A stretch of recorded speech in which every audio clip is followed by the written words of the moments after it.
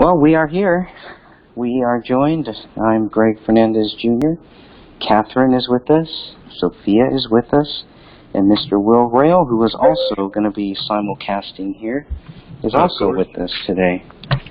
And who knows what we're going to talk about, but who knows what we're going to talk about with any of these live shows that we do here, right? But there is a purpose that we're all here. Catherine, I was hoping maybe you could kind of fill the people in of what we're doing here while I change the name of this video. Yes, and hello everyone. We've decided that we would go ahead and open up a line of communication, a dialogue, for lack of a better term, with anyone. Mainly there's a group of people on Facebook who believe David to be guilty of this murder-suicide narrative. We, on our side, are of the belief that David was a victim of murder, as well as his wife and daughter.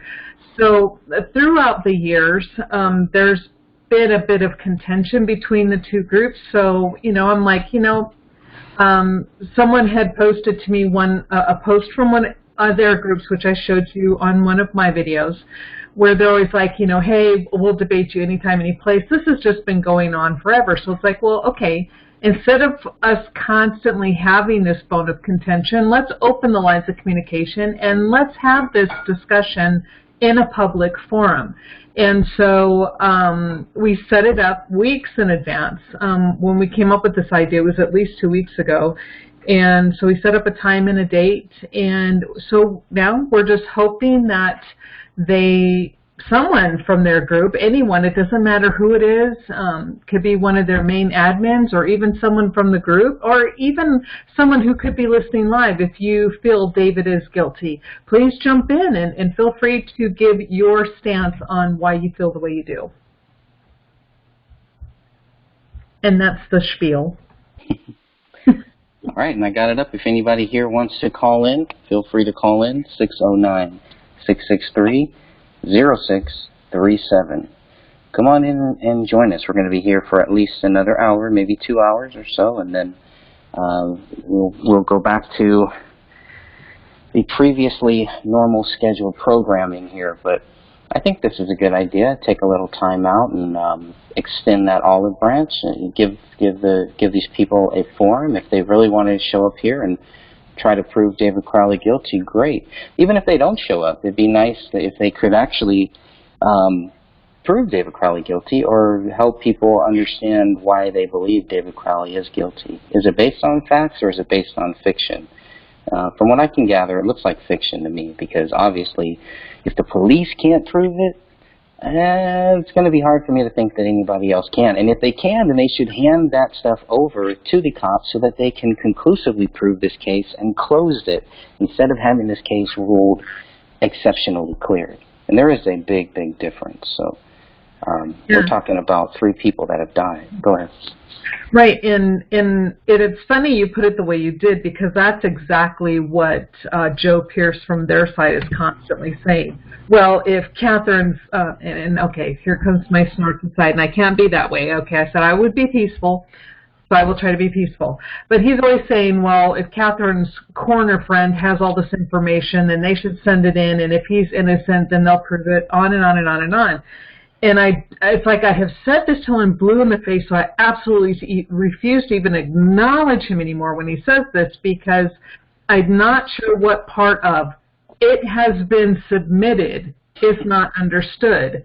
The information that we gleaned, and my friend and I gleaned together, has been submitted. And the fact that the DA, that the governor, that Dakota County Sheriff, that the Apple Valley Police Department, that the City Council, that everyone, the fact that they are all ignoring this doesn't mean it hasn't been submitted, and doesn't mean that the evidence we submitted isn't valid. It just means they don't care. There's not enough push from the public to bring attention to this, because I guarantee if this was a different situation of what's happening in Minnesota right now and today, that this would have been reopened months ago.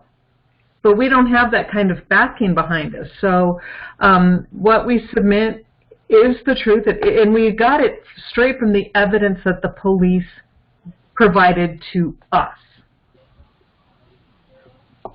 Seems fairly simple. I mean, if we didn't have so many people, including these Gray State goons, telling everybody that David was guilty, maybe we would also have a little more help. Maybe there would be more people that would be willing to come forward if they know anything that may lead to what really happened here.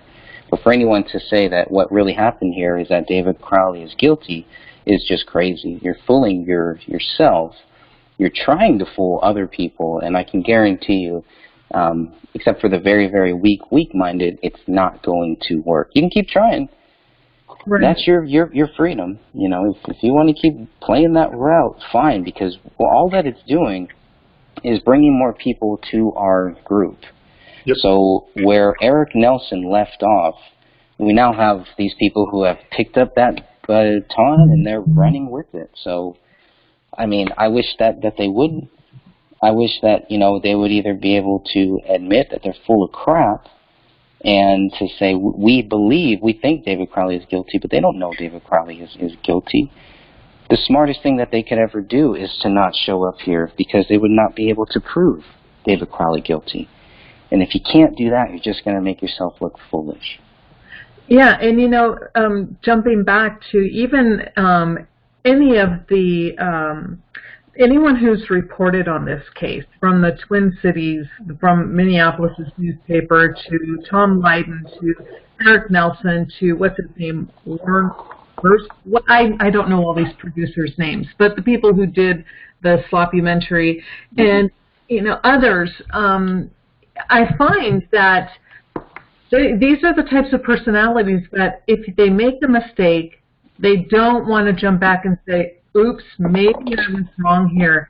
Here's some other evidence. Instead, they dig their heels in. And they're like, well, no, that's what we were told. That's what was said at the time. We're not going to go back, and we don't have time to look into it again because, well, it's over and done with.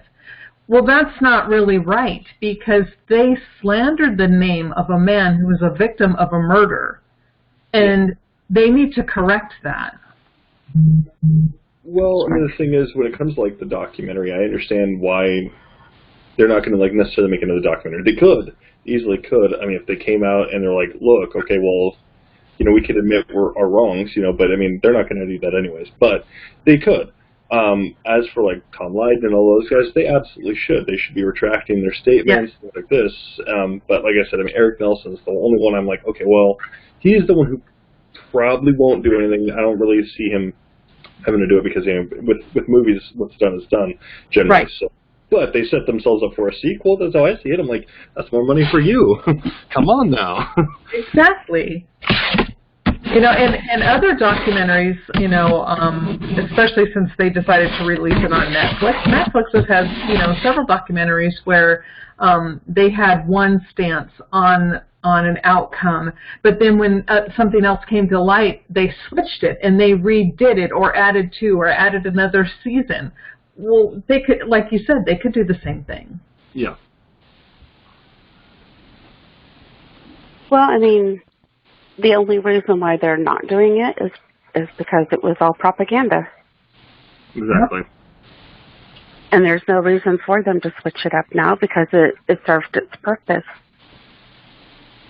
Yeah, exactly. But in the thing that I don't get, because I have spoken with a few of,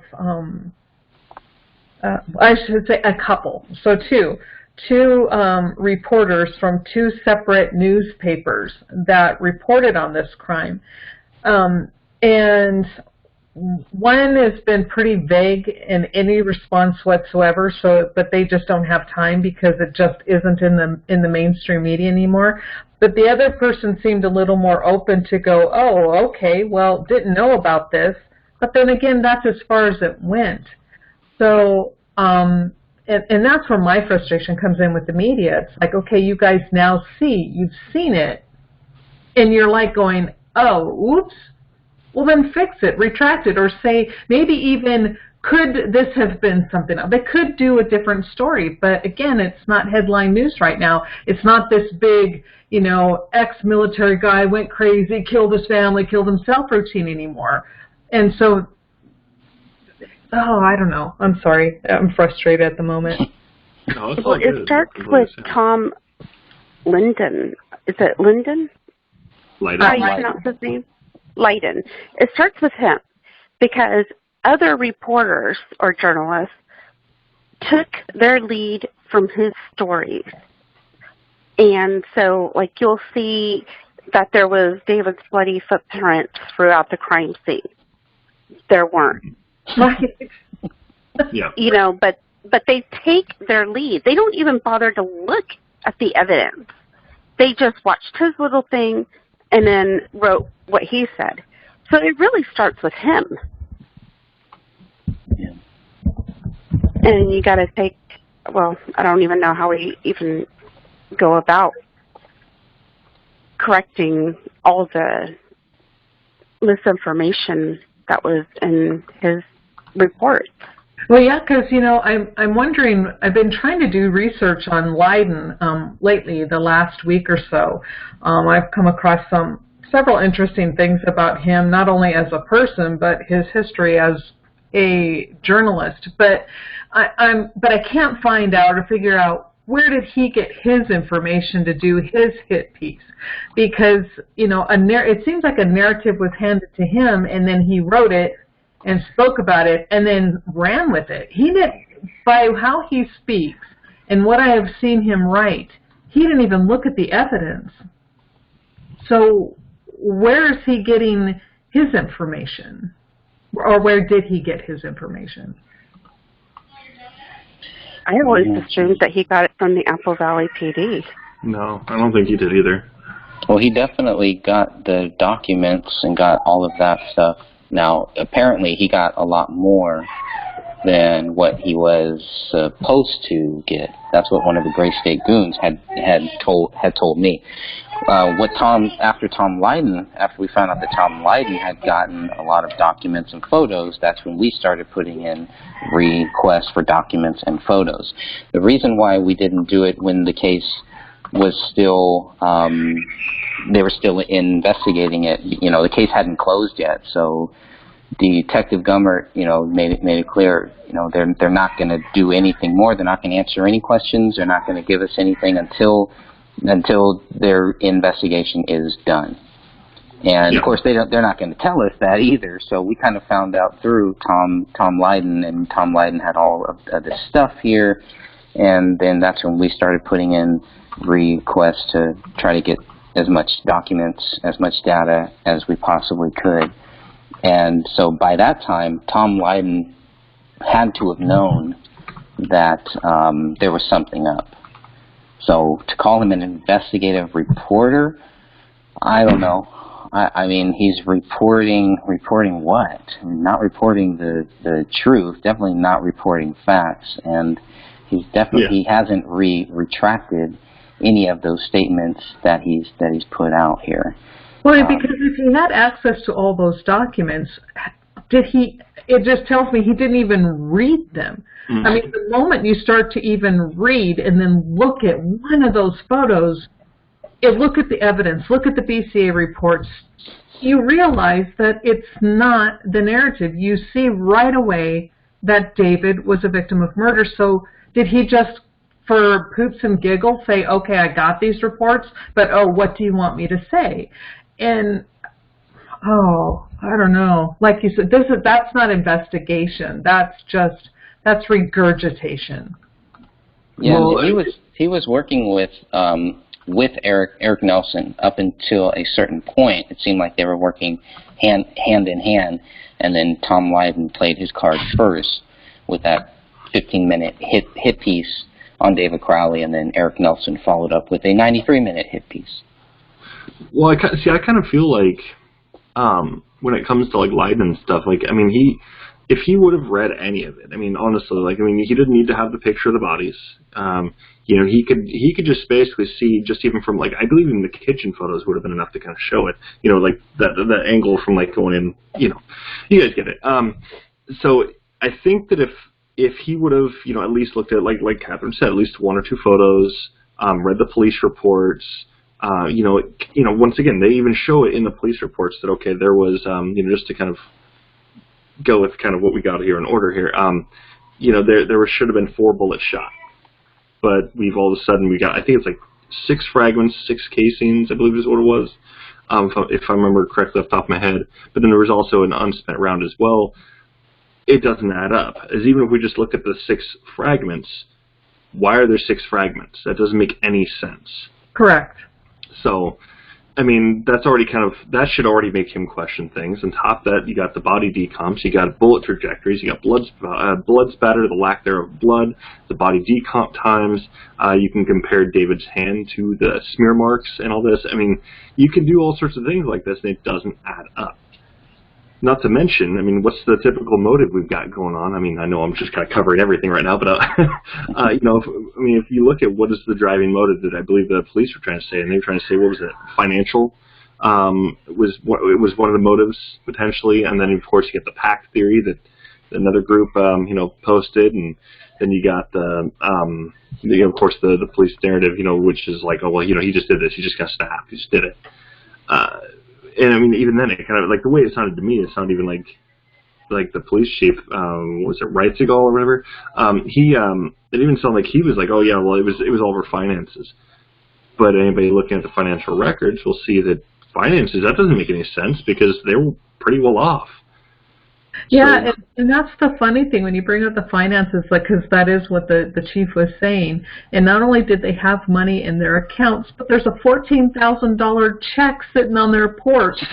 Yeah, I mean, not to mention, David also had access to that payable on death account, which, I mean, all of them had access to. They could all pull money from it. I mean, you can see just by looking over those financial records, you can see there were several different times. You had a $50,000 that was pulled out and thrown back in, which I believe was for some kind of an investment, or it was like some kind of a collateral. Hey, I've got this money here. You know, this is what I can fall back on, kind of thing. I think that's what it was meant for. But I mean, you see this happen multiple times throughout those records. So I mean, I think any person with 2 brain cells can see that. Okay, well, it's not a financial thing. You know, she obviously, like, Kamel wasn't really worried about it. She knew that was going on. She had to have. I mean, there's no way. I mean, David was very, like, from what we can see at least. So obviously, we don't personally know him, but, you know, it sounded like really like Kamel and David were just like a unit. Like, David just, you know, doing something, Kamel was on board with it. You know, if there's any kind of, you know, issues, once again, it was like they would work things out. So if it wasn't really working out, then maybe, okay, maybe David might stop, or, you know, maybe it wasn't kind of working out for Kamel on something, and then, you know, she would stop or whatever she was doing. Whatever, you know, they worked as a team, and they were, you know, even Reitzigal seen the same thing, that they were like a happy family. This doesn't make any sense. Right. And it is true that they did work as a unit. Let me jump in real fast. Sure. Because in David's social media post, he says he promotes Kamel's blog that she has. And, oh, a great article has just been written by such and such. Please read. So he's promoting her passion, just like she promotes his. Yeah. So this is not an abusive relationship. Nope. No, that's something to be taken seriously. Was this, you know, and that's definitely a fair, a valid question, but there are real people that are in those situations, and we don't just want to kind of water it down and just throw that at David just because we don't know what happened. So we're just going to throw everything against the bloody wall and see what sticks to it. And that's exactly what was going on, and probably in some cases is still going on. But I think a lot of people, at least at this point, realize, okay, I've listened to the bullshit. It's not true. You guys are making things up. Now I want to find out what the facts are. Now I want to find out what the truth is. We have the documents. Everyone who's listening, watching this has access to those documents. You can research this all for yourself. You have to come to your own conclusion at some point. Don't be lazy, and don't just say, well, he's innocent or he's guilty based on nothing. Do your research. Know what you're talking about. I know I'm going to kind of sound like a little lame here for saying this, but checking that other group, honestly, the Crowley Fact or Fiction group, honestly, use that as a counter argument just so you can see how does their argument stack up. And even if you don't join it, read it. You can see very, very clearly their arguments do not really add up. I wish they could be here to defend that. I really do. What is their argument? What is their argument? It seems like there's like 2 or 3 different arguments with them, honestly. You got so they can't even agree on the argument. Exactly. I mean, I noticed there was somebody that just recently popped into their group that literally came on and was like, look, I don't think he was guilty at all. And they basically pounced on him. And they're like, oh, wait, I mean, they didn't do it in a rude way, which I was like very shocked by, especially with how abusive they are towards everybody else. But, they did jump on and they're like, look, okay, so why do you think this? And so he basically was like, look, I don't see this as possible. I just got a feeling right now. And then they already start loading him up with things. I mean, I'm going to be honest, I already sent out a message and was like, look, man, you are on the right track, but what you're doing here, man, let me explain. Like I didn't send them towards any group. Like, basically, like, they're, I will read off a few. I found it fascinating just how quickly they were all jumping on him. So, if this is all just through his welcome message, he's like, or they're like, welcome to the group, such and such, he's like, thanks, there's no way David's a murderer. It's obvious as AF, that he was silenced. And so, of course, she who will not be named, what makes it obvious? Yes. And so he's like, I meant it as my opinion, just a hunch. And she's like, oh, I like hearing others' opinions. No, you don't. That's a lie. Yeah. And then so we get Mr. Pierce pops in. Do you believe he was murdered for the movie he was making to stop it from being made? And of course, this guy's like, absolutely. And so, of course, they chime in and they say, well, why would they leave all the computers, hard drives, and flash drives that contain all the material needed to complete the movie? Surely they knew an heir would receive this material and could possibly complete the project. That's what they came to stop by your assertion.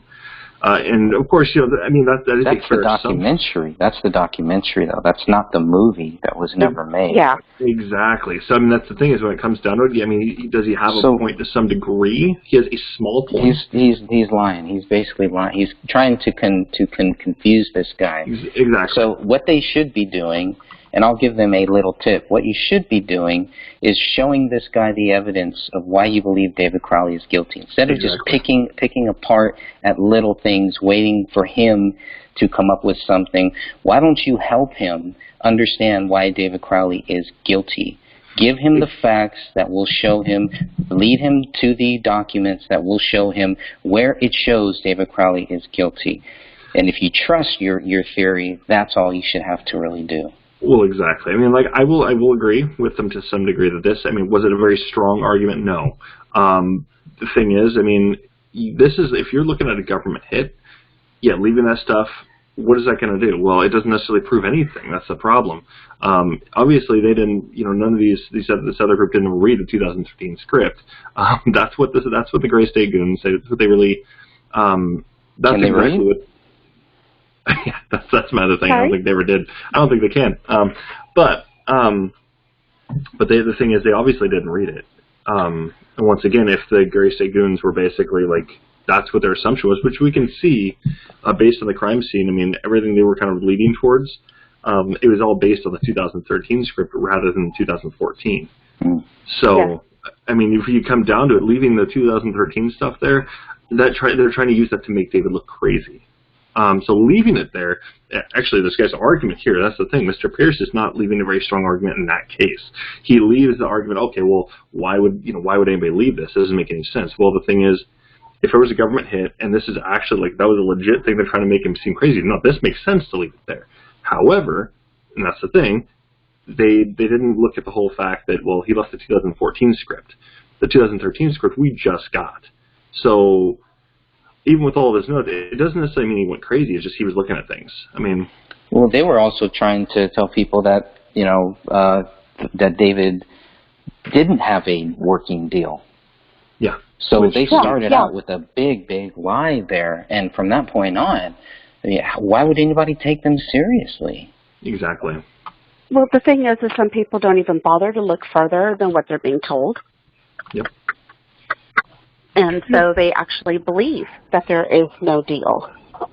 Yeah, and it surprises me that more people have not watched Dan's video where he spoke with Mike, what's his name, Bellagio, one of the guys from Hollywood, the producer, and he flat out says, in his own words, David had the deal with us. We were going to do this. And it's coming directly from the producer in Hollywood. And if he's saying they had a deal, who are they to say he didn't have a deal? He wasn't. Correct. Right. Why Well, did they say that? Okay, I can tell you exactly why. They're using the whole post that Dan Crowley said that David walked away because of the something of the heart or something. Mm-hmm. What was that exact phrase? Yeah. That's what they're using. Yeah. Okay. Something about reasons of the heart or something weird like that. I walked away from it. Yeah. Yeah. And we don't even know. There's no proof David even sent that. Correct. Well, exactly. Well, and the thing is, you look at the document. What's really interesting is that's just a standard. That's a standard text document he's got on there. It's just like a notepad, almost like, or a WordPad. The thing is, it's not titled Myth. Like, that is not the name of the program. Okay. I don't remember what it's called, but it's not Myth. Myth was something it was titled as. So to have it on there and to go about it with the title of Myth, it was already named. My opinion is they totally deleted everything on there. Whoever did. They might have had that right there. It was something that was up already, and they just basically deleted it all just because, I can put the suicide note right here. I don't think it was well thought out. Whoever did this did not think it out very well. And basically, I think it was probably one of David's notes on some of the project he was working, or it could have even been working on the Gray State project as like his previous notes he had. I don't think there's any way to necessarily be certain of that, but I mean, without like digging at his computer and stuff. But I mean, obviously, they had a Dakota electronics unit look at it, and I mean, I don't recall seeing anything about that at all. Like when this document was initially created and all this. That's all they would have to see. But this is created years ago or a year ago, prior to his death, and I mean, I think they said that it wasn't saved. It wasn't a saved document. So it kind of makes it seem like as if he was just, it was just typed out and just kind of sitting there waiting for somebody. Well, that's the weird part, because usually if you were to go into any kind of WordPad, I don't know how Apple works with this necessarily. I am not an Apple fan by any means. I am all PC every time. But, Windows, I mean, even though I don't really like Gates, but that's okay. Screw Gates. Basically, the whole thing with it is, when you're going to go get a title to a document, you have to save it, right? So if that's the case, that's true. I mean, if anybody's got an Apple product, please, show me if I'm wrong, But I mean, last I checked, it's like getting a title on a document, you have to save it. So therefore, the electronics unit didn't know that. I mean, they were newly established, but obviously they should be hiring people who know what they're talking about when it comes to electronics. I don't think they did. I think they just hired some people that basically, hey, look at this. This guy, he works for us at the police department. We're gonna pull him in here. He looks like he's younger. He knows computers. Let's go with that. That's probably what happened. In all honesty, he's on the Facebooks. Let's do this. Instagrams, yeah. He knows what he's done. No, obviously not. To get a title on something like that, I believe you have to save it when it comes, even with Mac. I know with PC, every single time to title it, you have to. So, I mean, that's just Yeah, I do want to go back to just one thing about David's dad. Sure. This would be on page 171 of my book, 187 of the PDF. So on November 7th, let's see, where is it? On November 7th, David asked him, how are the negotiations with the producers? David tells him, I walked away from it, reasons of the spirit, I guess. Now, this is from a text message. So, again, November 7th, 2014, there should be a text message from Dan Sr. To David. There should be some back and forth between them on November 7th. Just want to throw that out there. David's phone number was 4890. If David had, let's see what his newest one, the new phone number, 4890, yeah. Now, No text again, messages on 11th. what about the old one? No, it doesn't go that high. There The are old no one doesn't go to from November. David on It goes, November 7th. There are no texts from David's phone. yeah, there's 1104 and then 1108. And then the ones on the 8th are from David, between David and Zach Carter. There's one Dan Jr., but then that's it. So where's his dad getting this? I don't know. Strange. It's pretty strange.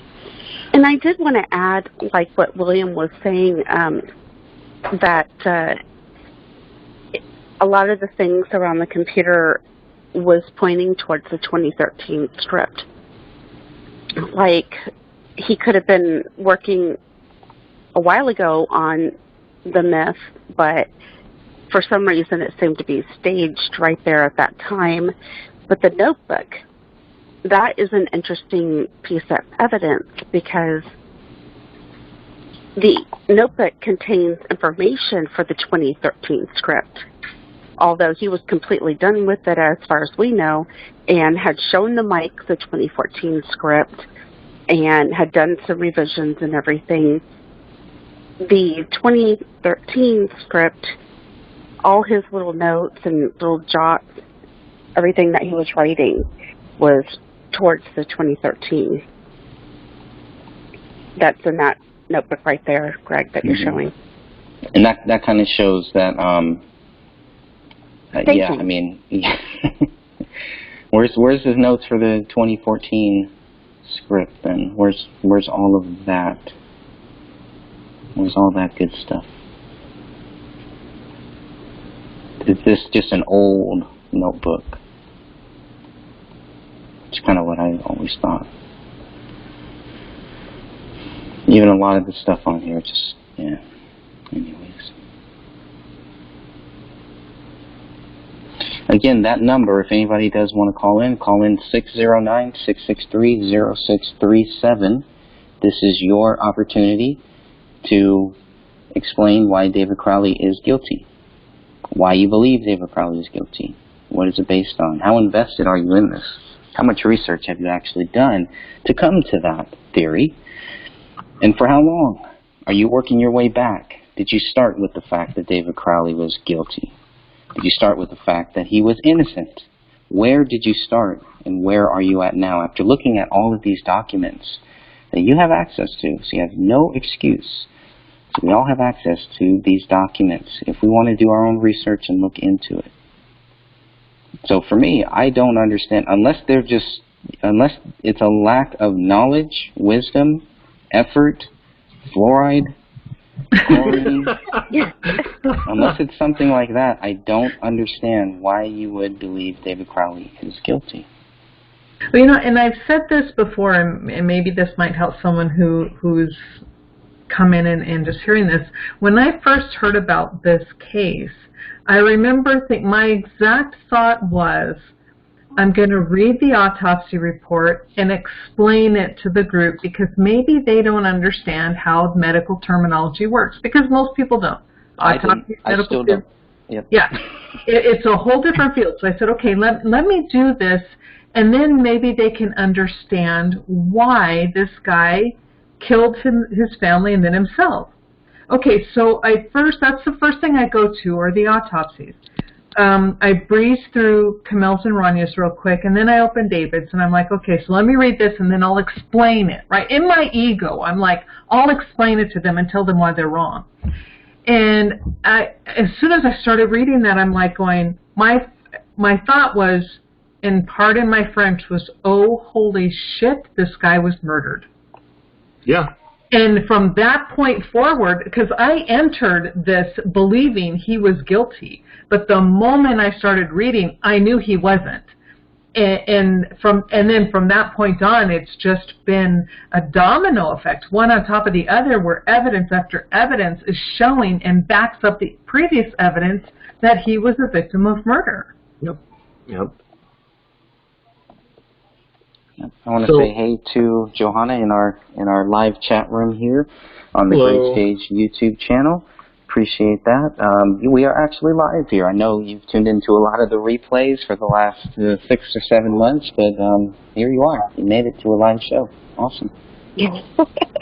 So, I mean, I think for basically the strongest argument we could possibly do, just to kind of show people, honestly, I think if we just went down the list, just kind of, I think if all of us kind of just went down and just kind of, this is why this doesn't work for the narrative. This is why this doesn't work for the fact that we can always just argue all the different points just to show that it doesn't add up.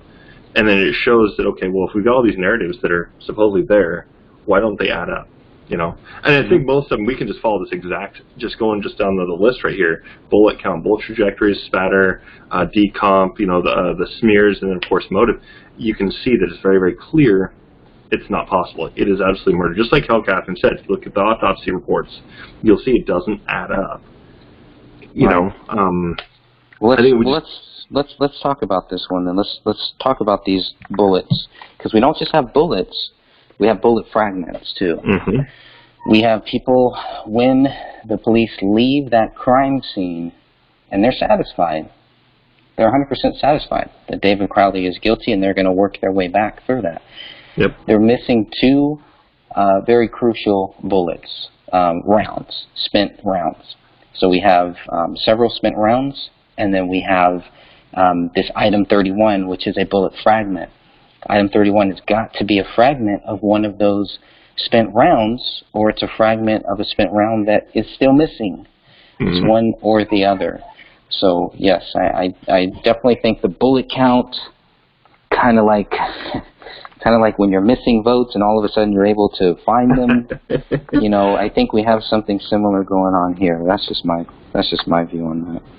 Oh, absolutely. I mean, but even if we do consider that, we also got to remember too, just to give some background on this too.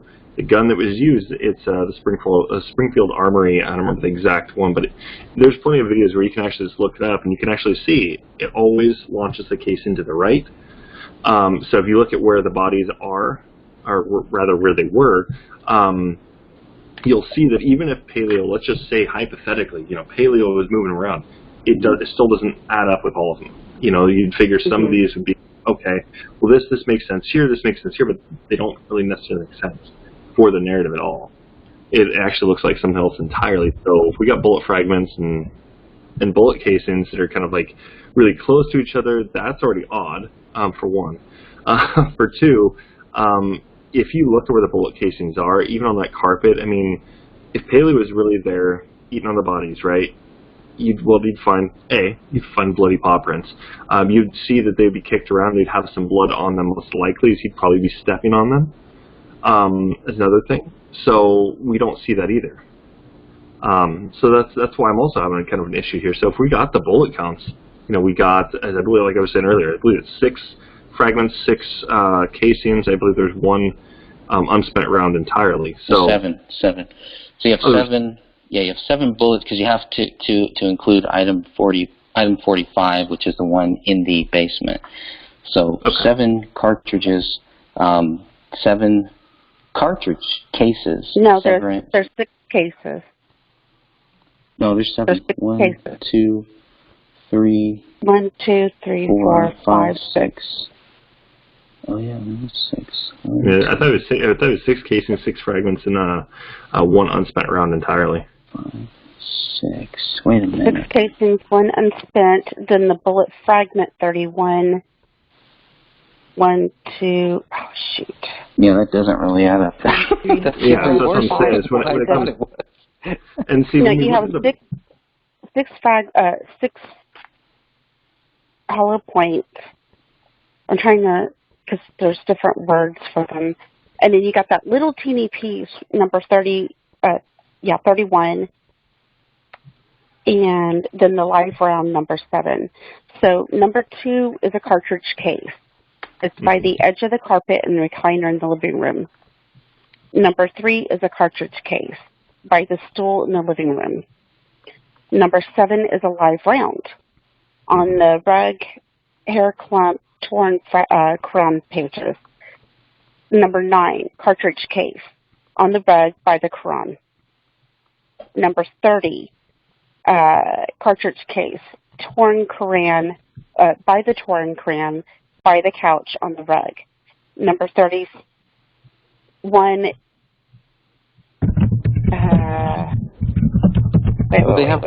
Something. Number 30 is under the bookcase. I'm sorry. Can I interject something real quick here? Joanna's saying that the sound is buffering on YouTube. Oh, it is. Okay. Because she wants to hear what Sophia's saying.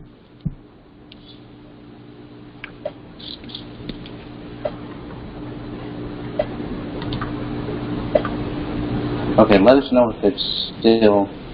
Let us know if it's still buffering, and we'll have Sophia repeat that. Sounds okay here where I'm at.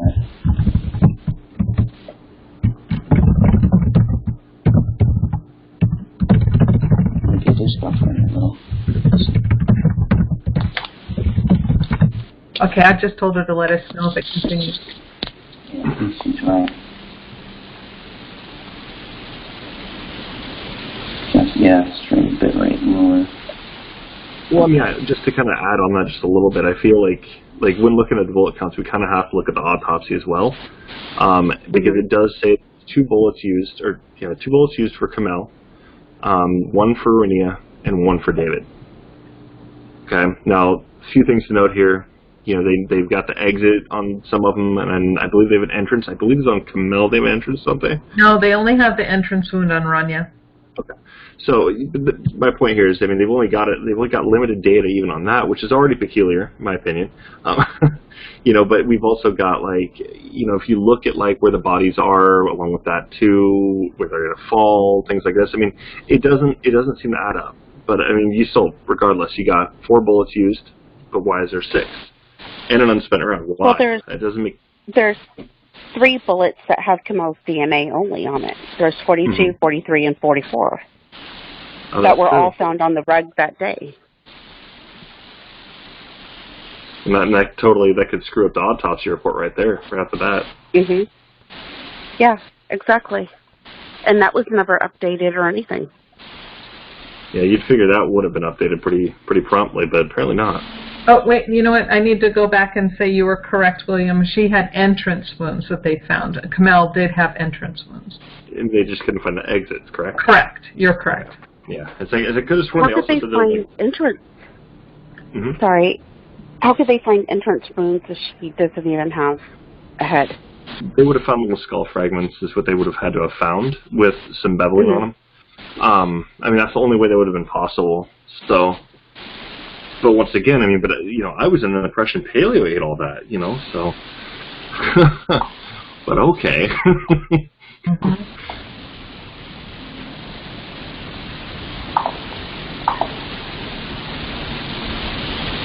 Has anybody from the other group? There are bone fragments and things found around the bodies that the coroner did collect and had put into a brown paper bag. So we know that the bones were there. They just they didn't account for everything. Exactly. So I mean, really, end of the day, I mean, that's all they would have had to find is just a little beveling, and then they could have, if they could have just determined, okay, is this the interior, the exterior of the skull, then they could basically just go from there. But regardless, I mean, they'd also have to go and pinpoint the location of what piece that part of the bone fragment was actually going part of. So, which, I mean, I know there's ways to do that. Is you can look at the thickness and all this, I believe. So I don't think the skull is the same thickness all the way around. You could probably definitely expand on that, Catherine.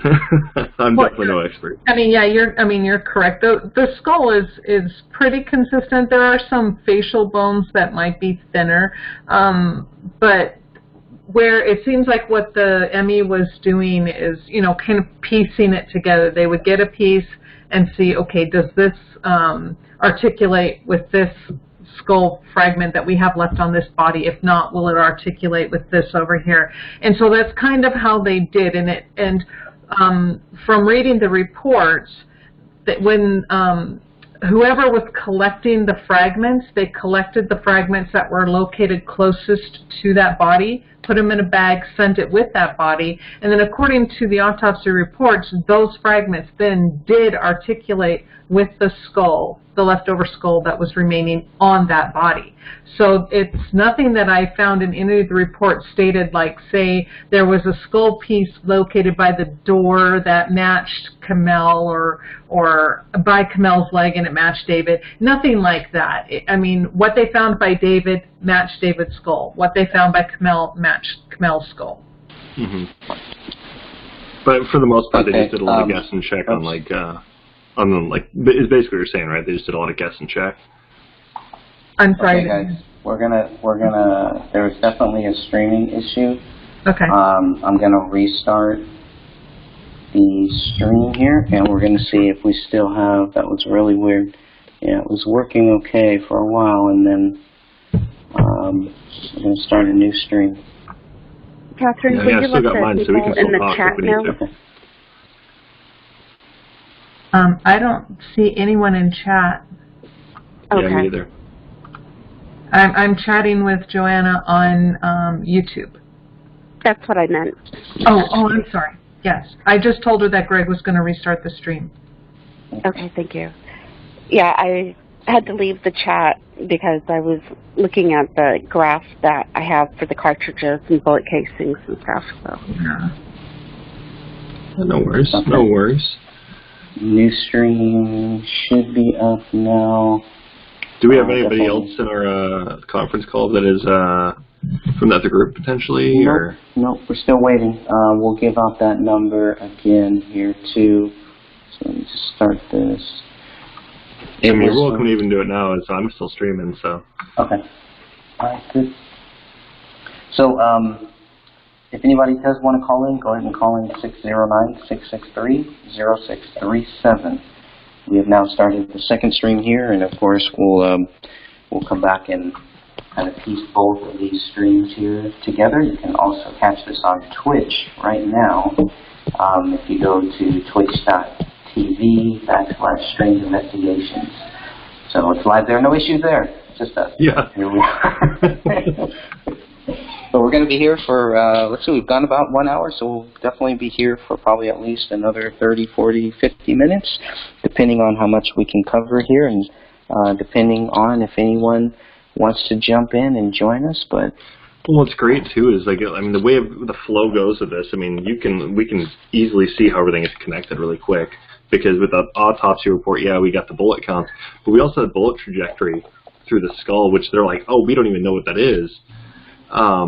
Which I thought was also kind of fascinating. It's like they don't even know what the bullet trajectory is. Well, that's because they don't have entrance and exit wounds on David and Kamel. They have that on for Rania. But the reason why they say they don't know the trajectory and they can't determine, because they don't know if it bounced around and did it exit somewhere else. They just don't know. There's not enough of the skull left wherever it would have come out. Yeah. yeah, looks like it's still kind of buffering, but we're just going to keep moving on, make the best. Apologize for everybody on the live stream, but I promise on the replay we'll make sure that we fix all of that for any buffering issues here. So jump over to Twitch, and you won't have any buffering issues or anything there.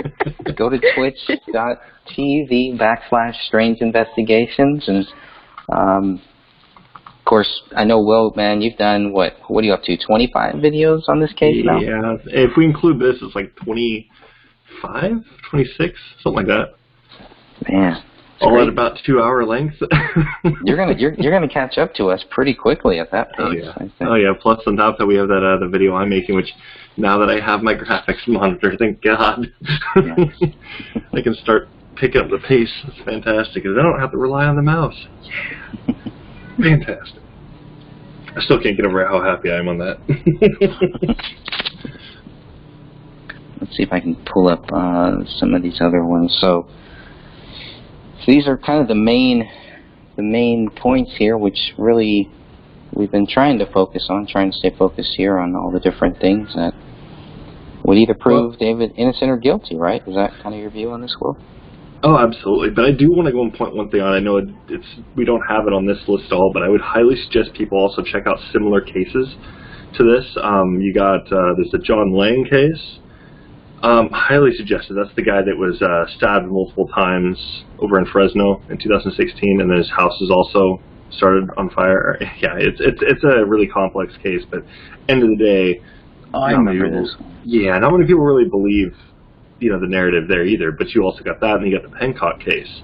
The reason to pay attention to that one is because you have a lot of the same officers that were on this case. They're on that case as well, and that was also after David as well, I believe. So, So I mean, that's checking out these other cases that are they have their similarities. Like for instance, that's got the same officers. You can see how they investigate. Minus a few different people, Captain Bermel. That, I mean, if you got those things, you got the similarities there, and then you've got, on the other case, you've got, some strange occurrences. This guy was, like John Lang was looking into, police corruption over in Fresno, and all of a sudden these things happen. He's got it on film, and people are watching him, things like this, and you can see it all. It's truly bizarre, and it's actually kind of frightening to think about, but this is directly everything David was talking about, to some degree at least. So, I mean, would it be outside of the possibility to see this as like, some other kind of thing? I'd say no. It's not, I wouldn't say it's outside the realm of possibility, but just to kind of segue back in, those are some things I would highly suggest taking a look at as well when looking at this case. So, especially Bill Cooper, just throwing that out there. William Cooper, why not? But yeah. There's definitely a lot of strange cases, a lot of strange things going on. No doubt about that. Again, if anyone wants to call in, 609-663-0637. This is your opportunity to help us understand why David Crowley is guilty. Or if you agree that he's innocent. Or if you agree he's innocent. Sure, why not? Why not? Yeah, anybody, please feel free to call in. It'll take you right in here, and we want to hear from you. We want to hear from whoever you are. This is the time. This is the place, and why not? What better way to do this than in a live forum? Absolutely. So, I don't know. I didn't have any real big hopes that any people who thought David Crowley was guilty would really show up here, and I still don't. But again, it's not really about us. It's not about this. It is about what proves David Crowley innocent and what proves him guilty. It is as simple as that. What do you think and why? What do you base it on? Do you discount all of these things? Not only all these things that are up here on this list here. There's a number of points. I did a short 2-minute video pretty much just asking all of these questions. Why? Where is all this stuff? What can be proven? The authorities can't prove this. They can't prove that. They can't prove nothing. They can't prove anything. Over and over and over again. Those things, usually people don't like to counter those things for some reason. If you look at the back of my book, just look at the back of my book and just counter those. If David Crowley is guilty, there should be a counter for every single point that is made here. 1, 2, 3, 4, 5, 6, 7, 8, 9 points, basically. And there isn't, because no one can prove David Crowley guilty. So we need to stop acting like he is. Yeah, well, I mean, last I checked, aren't we supposed to be innocent until proven guilty? Yeah. Funny how that's been working, its way into society lately. So. Well, with this case, they found that he was guilty and leaked it out to the papers with, how long was it? Was it Catherine? Yeah, the chief was very proud, and he stated that they knew within 2 hours, and this is a direct quote from a newspaper article, they knew within 2 hours that this was murder-suicide. So then they basically just fit the evidence that came in around that guilty. Yep. They didn't keep an open mind. Exactly. They didn't bother to look into the evidence that was coming in. They didn't do anything. And so now here we have, we're finding contradictions to what was said. You just look at the phone records and light it up to what people were saying that they either text or called or whatever. Things they don't add up. There weren't burner phones in the house because the police had the search warrants. They could have picked up any other device that was there, but nothing else was taken into custody. So where are these mysterious burner phones that they were supposedly calling other people on and stuff? I mean, you can't have them saying, oh, David and Kamel withdrew from us, and then say, oh, but we were talking with them. Right.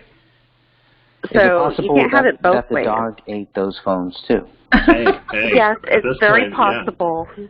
I mean, if you can't prove it, Halo prove that he didn't. And we're being sarcastic right now for those who have no humor whatsoever. But you really have only a couple choices with this case. You know, you got to have a little humor. My dad was a firefighter for many years, and he taught me that. He would tell us stories, and you know, after something weird would happen, they would always have to go to a counselor or something like that. And you know, this is life. This is real life here. We do take it seriously, but at the same time, we don't have to obsess. We don't have to worry. We don't have to be scared. Whatever's going to happen is going to happen. And I feel free in just talking about this case. I think this would be a slam dunk case to get reopened. I do believe one day it will get into the right hands. If I had the power to reopen it myself, or to do more, because I can only do so much here. But I know that there are people out there that can do more, that can help, that can contribute. And I know that there are a lot of people watching this and listening to this that have been. And I do want to thank all of you for that. You know, even the people who disagree with us, you know, in some way you're actually furthering what we are doing. So I do want to thank you too. Yeah. Fair point. I mean, it gives us something to kind of, you know, basically we have our, if you will, counter arguments there. So I feel like it kind of strengthens a lot of our evidence and our findings.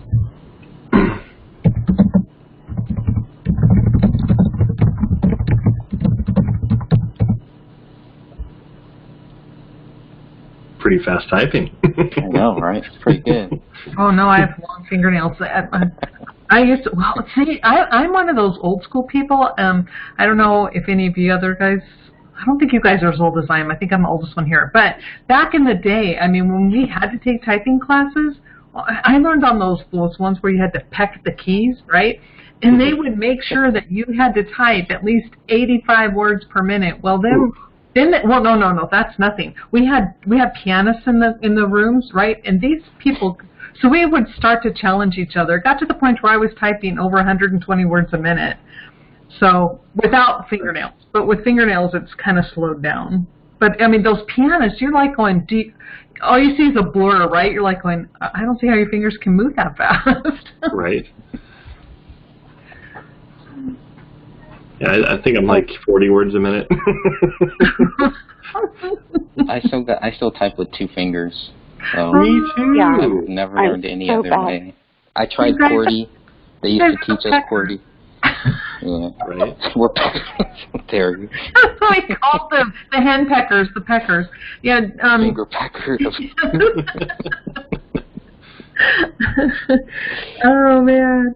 And then after that, you know, because back in the day, women had to learn to, you know, if we were going to get a job, it was going to be secretarial. But I wanted to be more than a secretary, so I also took a 10-key adding machine course. So boy, your fingers can fly on those 10 keys too. Oh yeah. But now we can do better things. We can do other things. Now you're free. Now you're liberated. Yay! So what job did I do? No, okay. I won't be able to stay on for much longer, so Okay. just wanted to give you a heads up on that. No, Okay, no I've problem. got my time limited till about 2 o'clock Pacific, so. Yeah, I can see it's still buffering for the live audience, unfortunately. So we'll keep going on here, but I mean, I think we're kind of almost at the end of this. I want to hear if anybody has any points that you'd like to make before we close this one down. Everybody should know by now we do have a podcast, and so we do try to do that once every month. On the first of every month, a new podcast will be up. So please make sure that you check that out too. And we try to do a YouTube version here. If I can figure out some of these stream issues, I'll try to do some more live. I think I just got to keep testing out different bit rates and things like that. Maybe look at some other graphic cards. So anyways, it's all a work in progress. Well, I think we could do real quick. I think we could just fly through these. I mean, it wouldn't take long. This motive just takes a second. I would like to make a quick point about the blood spatter when we get there. Let's do it. All right. So we've already gone over bullet count. So bullet trajectory, I mean, kind of, but we can touch more on that real quick. Sure. Yeah, Sophia didn't get to finish what she was reading about the bullets. Oh, that's true. That's true. Actually, I'll post it in the group. Okay. The information. That way everybody can see it, and because it's just that pink graph that we have, and it has a listing of all the bullets, the casings, and whose DNA it's connected to. Okay. Nice. Yeah, and I did cover that somewhat in my book around page 37 of the physical book. Covers all the cartridge casings, and then we cover all of the bullets. We don't talk about 53 and 57, but I think that once people see this graph that you put up, I think that's really going to help give a quick visual. I used to hate those Excel sheets and all that stuff, but in cases like this and things like that, this is what they are meant for. Yep. Hello? Hey, how are you? Hi, it's Joanna. Hi, Joanna. Hello. Welcome. Hi. Sorry, I'm a bit nervous. I don't like publicly speaking whatsoever. But I have some knowledge on Dakota County that is, well, should be connected. During and around this time, I have my own personal story of my encounters with Dakota County and their ability to, well, at the time they were trying to safeguard my phone from being tracked. And I had knowledge that they had just recently had a very large upgrade to their tech support. So at the time, the director who was helping me safeguard my phone informed me that they had the foremost, just top-notch tech in the country. And I was wondering where they got this funding, what the reason for their funding, and he said it was a case coming out about Apple Valley. So my eyebrows obviously went up. So and that was my own personal story, and a story that came from a family member whose daughter was raided by Dakota County, and they had proof and won their case of planted evidence. Wow. Wow. Oh, girl, you're giving bombshell testimony. Oh, I would love to hear more. Yeah. Please tell us I your would love story. to share more. They're not really my stories, but the ones that I know that stand out are those two for the most part. But there's been multiple times that I've heard about them planting evidence. Yeah, and so basically they were telling you that they received funding for this person and all of this ability to help you with your phone based on a case out of Apple Valley. Well, I was curious, and he knew my personal stuff, so I was kind of, just wanting to ask questions to feel comfortable, I guess, at the moment, feeling that vulnerable in that situation with someone trying to block my phone and knowing that he probably could get into my phone if he wanted to. But my phone was tracked, and I was trying to get it off so that I didn't have to go through and buy another phone. And so he safeguarded my phone, and I was asking questions like, well, that's weird. When did you guys get all this funding? And because I was curious, too, about other community funding things, given my situation, and wondering why so much is spread here and not to other places that are much needed. So, yeah. But he did say it came out of the case out of Apple Valley. Whoa. Well, Have you thank ever you. looked at your phone records just to make sure there's nothing weird on them? Oh, this was back when it was going on. Oh, okay. Oh, This was okay. 2015. Whoa. Wow. That's right around the time. Yeah, there's no such thing as. It is right at the time because I knew about the case. I actually had a friend that I wanted to have him actually find out what was going on because he owned a crime scene cleanup service. And he chickened out himself because he didn't want to go near the case because he knew all about it. Wow. We see that a lot with this one. Not with just this one, but definitely see that a lot. And, I mean, you can't blame them, you know. And did they say what type of evidence was planted for this other case? The other case, it was a gun. Oh, my goodness. It was their own gun, but it was planted inside of their home, taken from their box. And then papers were planted in the car as well to link another suspect to another suspect. There were insurance papers or something. Curious. Oh, my. That's a So serious stuff was moved and planted. accusation.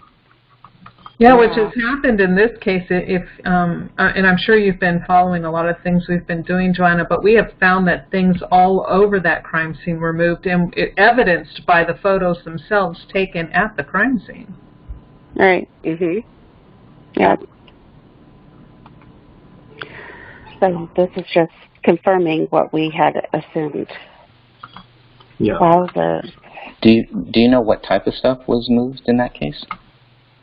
It was a gun with its registration all together. Everything was legit. And her car, she used her car for business, so that's why she was keeping herself safe.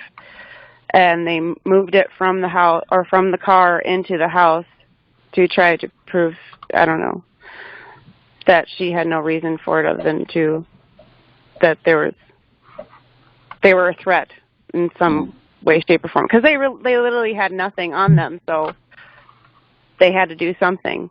They made a big kerfuffle of, raiding their home, so they couldn't leave it, making it look like they didn't have a reason. Yeah. And it was all basically perfectly that's what it legal. seemed like. So, and Sorry, you said what? that she had all her. I'm sorry. There must be a lag. I apologize. There is. Did you say that she had all her papers for the gun too, and so everything was legal? Yes, but they everything was legal. She had all her paperwork with the gun inside her glove box because she was afraid and trying to protect herself for work. Mhm. So they had moved it from her glove box into the house to make it seem like she was a threat. Jeez. Oh wow. But if it's legal, how is she a threat? And then the insurance papers from the other suspect were taken out of their vehicle and put into her vehicle in the glove box in the garage, which is locked, both. The car was locked, and so was the garage. So technically, even if they had a warrant for the home, that was another part that they were trying to fight because it was a locked garage, because it was used for work. So technically, it's another property that they didn't have whatever to go. They didn't have reason or warrant to go into the garage. They may have in the house, but not in the garage. And then moving things from the garage into the house. Because it was separate. Okay, so it wasn't attached to the house. Right. Oh. And it was used as for both of their business. So.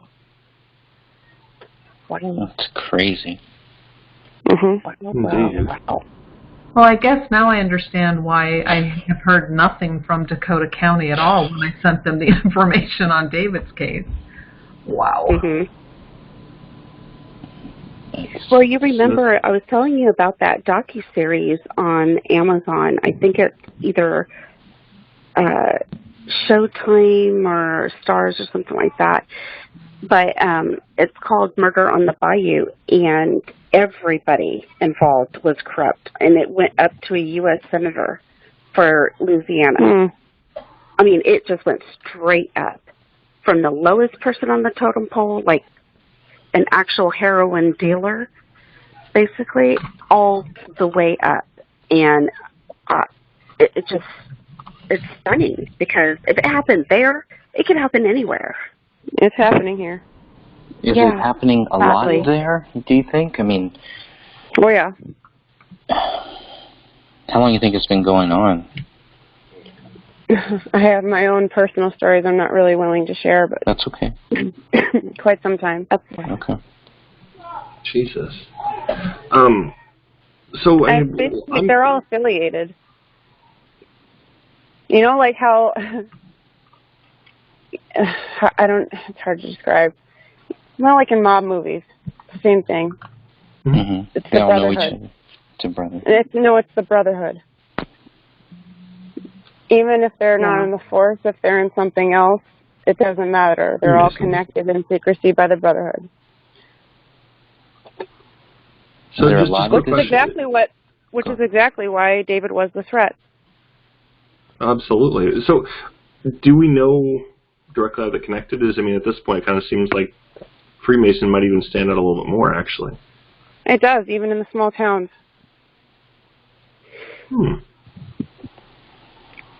And I will say this, oddly, in small towns that I've been in, and question was brought up against wanting to either visit that temple right on Main Street in every little small town. Oddly enough, the old ones burned down like weeks later, and 3 of the significant ones that I'm thinking of right now, within weeks of asking questions. Wow. Burned down. Curious. Wow. I mean, this is everything that we suspected, that we just never had confirmation from somebody actually. Well, I mean, we had confirmation from one other person, but, I mean, this is the second person coming forward. Yeah, it's really sad, because I have friends from high school that became, blue, and they're either changed quite significantly and dropped out people that they couldn't stand to look in their eyes out of their lives, or they dropped out and couldn't stand what they were doing as a job. Mm-hmm. Yeah, there's a lot of that corruption going on there. Mm-hmm. What's the drug situation like? Well, I can tell you what it was around the time with David. Mm-hmm. It was pretty bad, but it was mostly done by people that are supposed to be stopping it. They were running it? No, that happens often. That definitely happens often. And then somebody said, up north Minnesota, that they knew that this area, the area up north, was the #1 hub between Mexico and Canada. Yes. And officers in Hawaii were even well aware of that factor, of this town that I speak of. It's quite crazy. What's the town, or did you not want to name it? It's just up north. I don't want to. Okay, that's fine. I've been meaning actually to email you, but I've been really busy. Okay. With some information. Well, that's good to know. This county Just seems top, like a just lot of curious. weird things with this county. Is Go it, ahead.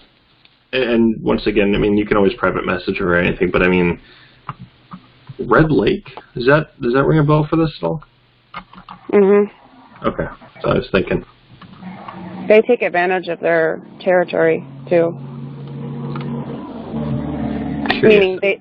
I need to look at the financial records. They basically break treaty.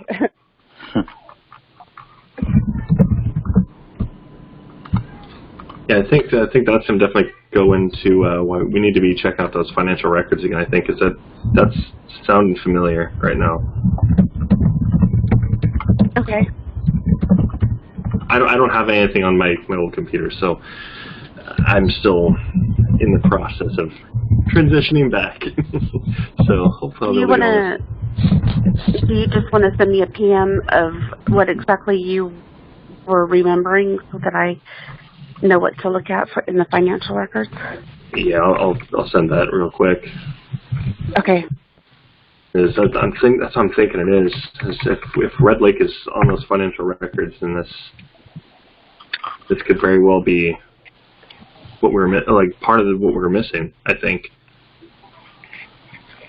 which could explain some things at least. Mhm. Okay. Let's see.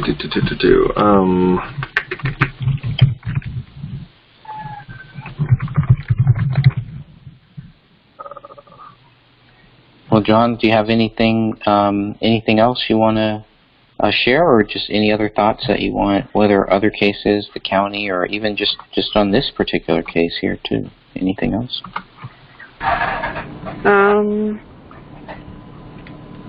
Just that I've been saying for years that I will still stand by it, that it's a lot more esoteric than people are realizing. Yeah. I know it was sloppy, but it really wasn't to anybody paying attention that knows how they speak to each other. Right, with the hands missing, the heads are missing. All that's directly out of their book of ritual. Yep. The blood wall? Wait, I'm sorry, I missed that. Could you say that again, Joanna?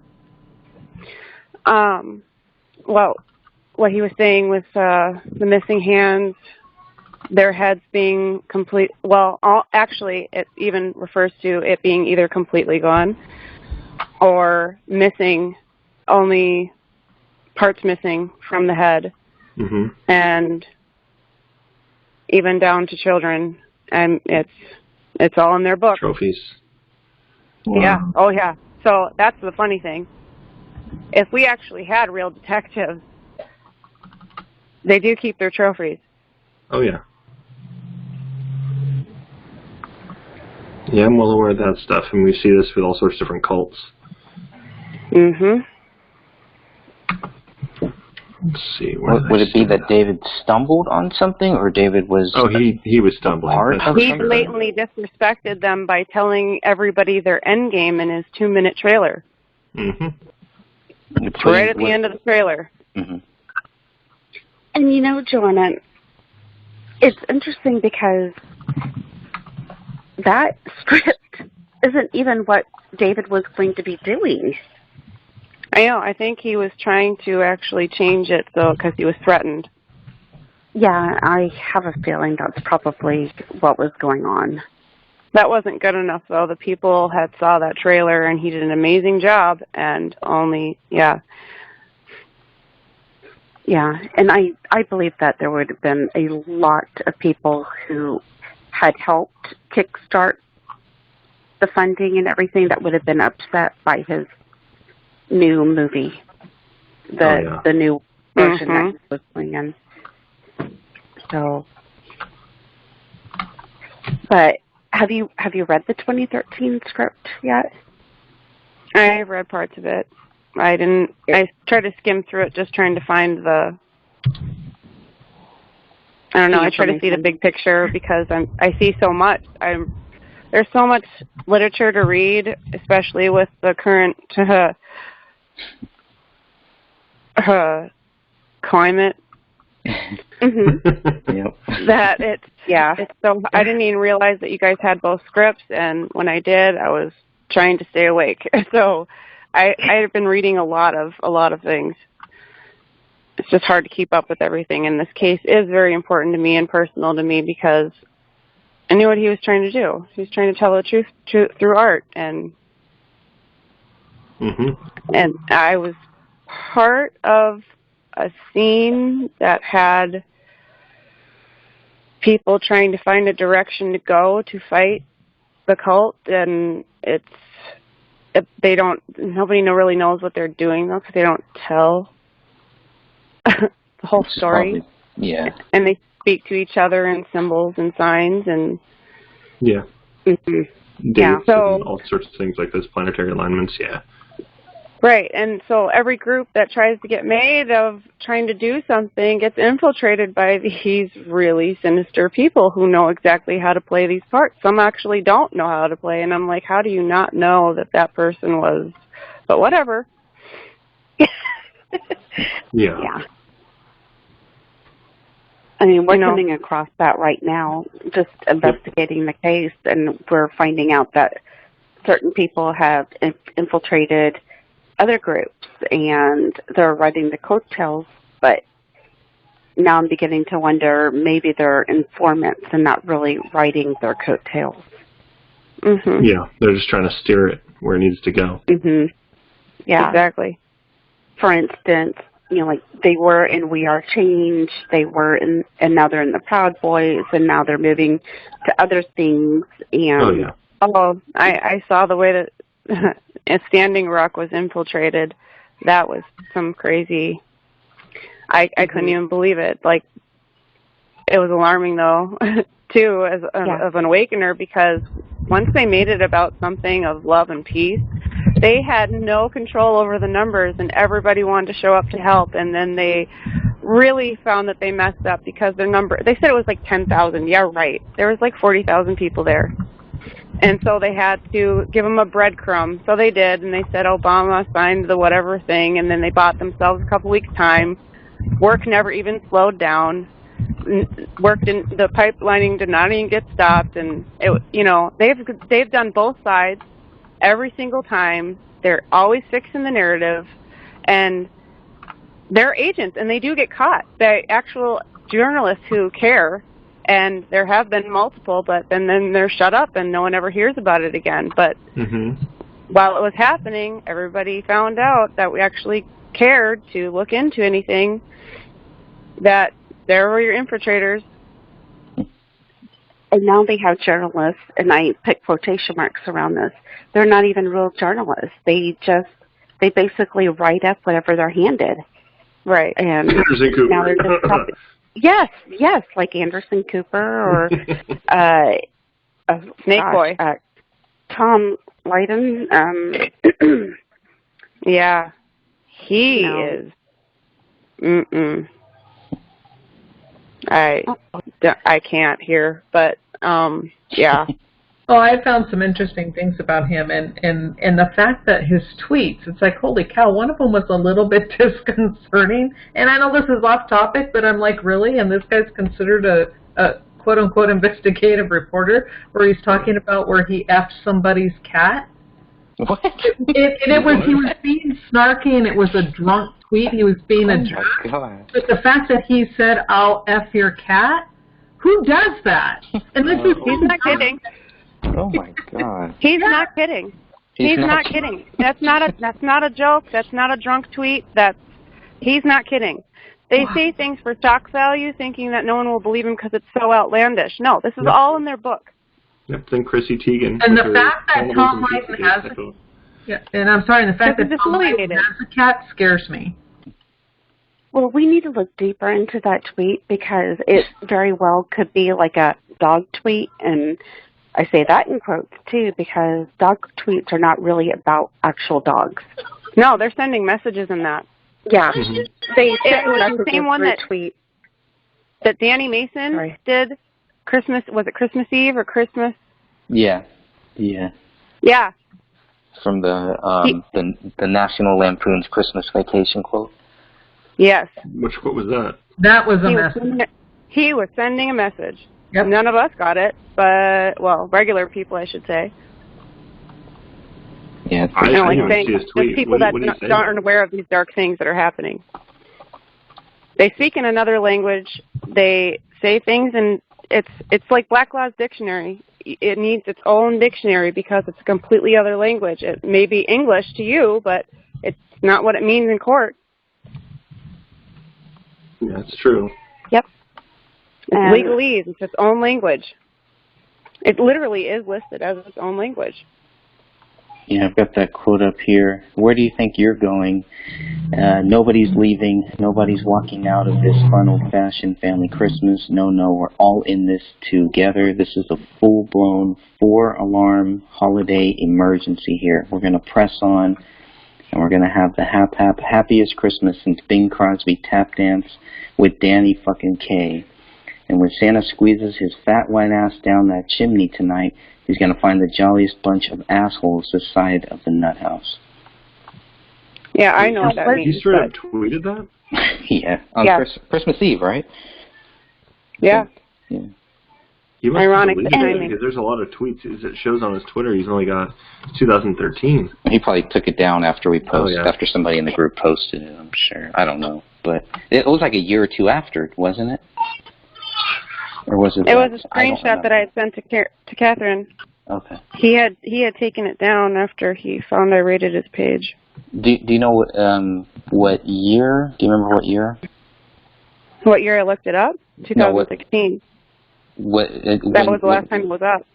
Okay, so but when he posted that, do you know if he posted that on Christmas of 2014, 2015, or 2016?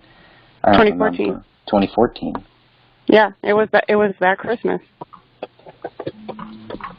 Jesus. And this isn't a quote or... No, It's a movie quote. It's a movie quote, but he Okay. posted it on Christmas Eve, right after he had landed in Minneapolis. Oh, okay. Jesus. Oh, wow. It's all coming together. A little bit. Do we know if there was anything for January 3rd at all that he had posted? Sorry, I had a lot of stuff. Unfortunately, they got to my computer somehow. Yeah, But I dealt with that's that very too. frustrating. Have you had it wiped? I did or have a lot cleaned or- more.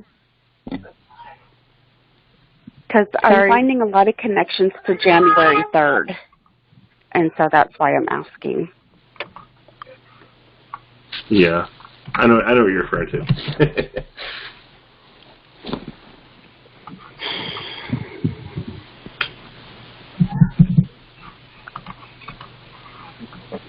Man, that is just creepy. That quote is, Jesus. Yeah, And him just it is. tweeting that's quite alarming. Which confirms a few of the things. And so I'm curious as to when he left then. Because if you look at some of the likes he's liking, he is liking Manly P. Hall. There's another Freemason right there. And things like this I found on Twitter. So this is curious. He is a curious case. So that just kind of makes me kind of question, was he there then? Could he have been there? Mm.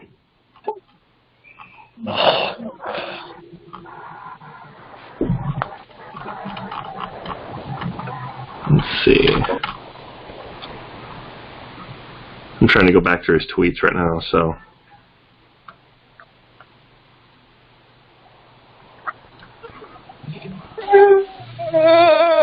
Well, we know he's there on the 19th, on January 19th, so I know we're going to cover that in our next podcast.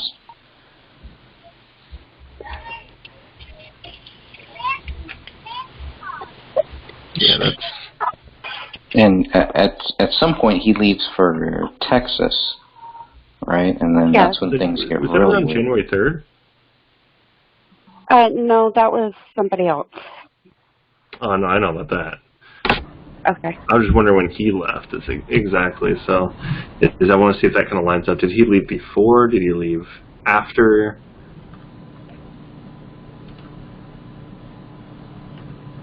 curious. Do you guys know when he left for Texas exactly? It would have had to have been, if I had to guess, at least late 2015, maybe early 2016, because he's there when they're doing the whole media tour. Yeah. You know, talking to everybody how it's so sad, but David's guilty, and just we need to move on. They're going silent. They're going, quiet, and then he sends us that one drunken rant, which is kind of weird too. So I don't know. It's not a very stable person if you just look at what he's posting, what he said to us. If I just look at what he's sent me in messages and what he's posted into the group, and then just goes silent after that, it's just not a very stable person. If you watch the Ben Swan video, you kind of get that feeling too, Yeah. Oh, yeah. You can look in his eyes. I try not and to. Then you see that he's got domestic assault and stuff like that. So it's just... Yeah, that was weird. That was an odd And there are two separate times, two separate incidences. Yep. Mm-hmm. Misdemeanor or felony? The first one has been taken down. When I was doing my research on all of this, I found it. And then it didn't really state. I'm assuming they were felony charges because he was arrested and charged with the same exact crime as he's being charged with now. And this is a felony, so. And they were a year apart. I'm sorry, you're both talking. I didn't hear. Sorry. Oh, sorry. Go ahead, Joanna. So they were both, the earlier ones were wiped off of his record? The earliest one, unless you have the case number, and I do, it's on a different device. It's not on this one right now. Otherwise I'd pull it up for you. It's wiped off of the internet. Even this other one, when I tried to go back and just do, just a Google search. Before, when I first found it, I found it quite easily. It popped up right away. And then when I tried to find it, and I do this, I just do this with everybody, even myself. I'm just one of those, I want to see what Google has going. And all of a sudden, I couldn't find it anymore. Even on the one that's current now, I had to actually go to where he was arrested and go to that public record search there. And then you can find it. But the first one, that wasn't even listed. And this is just within a few days. Yes. So there's somebody who's were helping the looking. group and going up and cleaning up the messes. Yeah. Oh, that's an interesting picture. Goes quite well with his current photo. Yeah. Moonlighting. That's the name of the film here. Moonlighting. Exactly. Copywritten by Ralph Matthews. Photo by Sarah Harmon. Did you find anything on me, Catherine? I don't know, but I had it all I scrubbed. have not searched you. No, thanks. I will. Yeah, I've had it all scrubbed. So. When I say everybody, I'm talking about everyone associated with this case, from the police chief all the way. And I'm still going. I've done Leiden. I've done the reporters. I've done all of these guys. I've done them all. There's just a couple that I still have to get. But yeah, some of them have quite interesting backgrounds. I mean, nothing that I would go around posting online, but it's interesting. Yeah. Mm-hmm. I just know after seeing everybody's background checks in Minnesota, you don't want to be even going 3 miles above the speed limit. I know. You're going to get pulled over. Mm-hmm. I think some of the cops are good, though, right? I think all of us would agree with that, or no? Is there anyone here who thinks, they're all bad? I mean, no, I know some really good cops, so I know they're not all bad. I'm just talking about in this case. In this case. I think the ones that are left are just trying to hold on to whatever bit of dignity they've got, and it's only a matter of time. Mm-hmm. Because even Even they're Because- sick of it. Yeah. And right now they feel like they're caught between a rock and a hard place, which they are. Oh, they definitely are.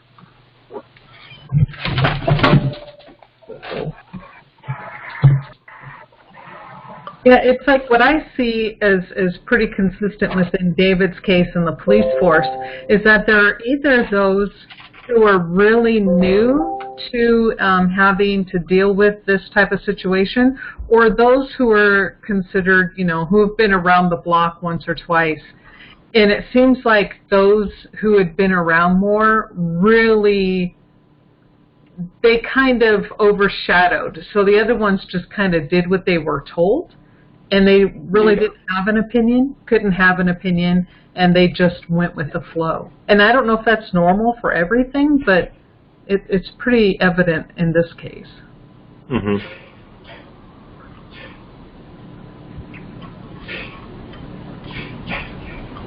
I'm just looking. Sorry, I'm just looking at what's his face's Twitter right now to go and break it down. I mean, he follows. Mason, well, when I say Mason, DAM follows quite a few different people that I would say are kind of, they do promote the other side, if you know what I'm saying, like, as in, like, the guys we should They not worship trust. the Dark Lord? Yes, their Lord and Savior. Yeah, they're not kidding. No, they really aren't. Luciferians are evil pieces of shit.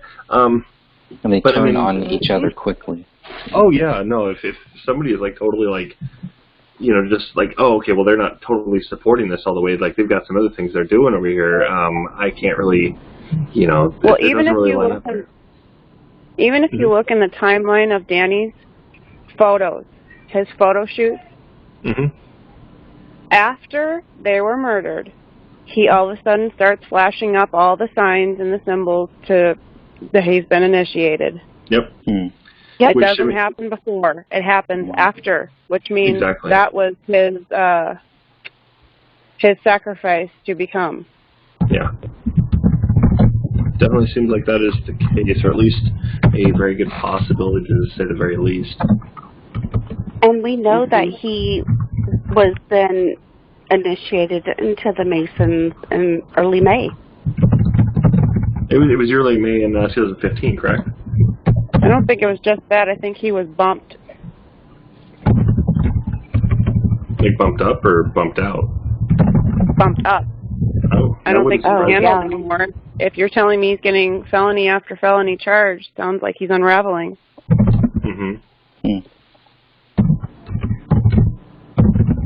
Yeah, actually he's probably that got makes some sense. guilt, I'd say. I think he's probably just riddled with guilt, I'm pretty sure. Oh, yeah. If that's the case, I mean, he's got to be.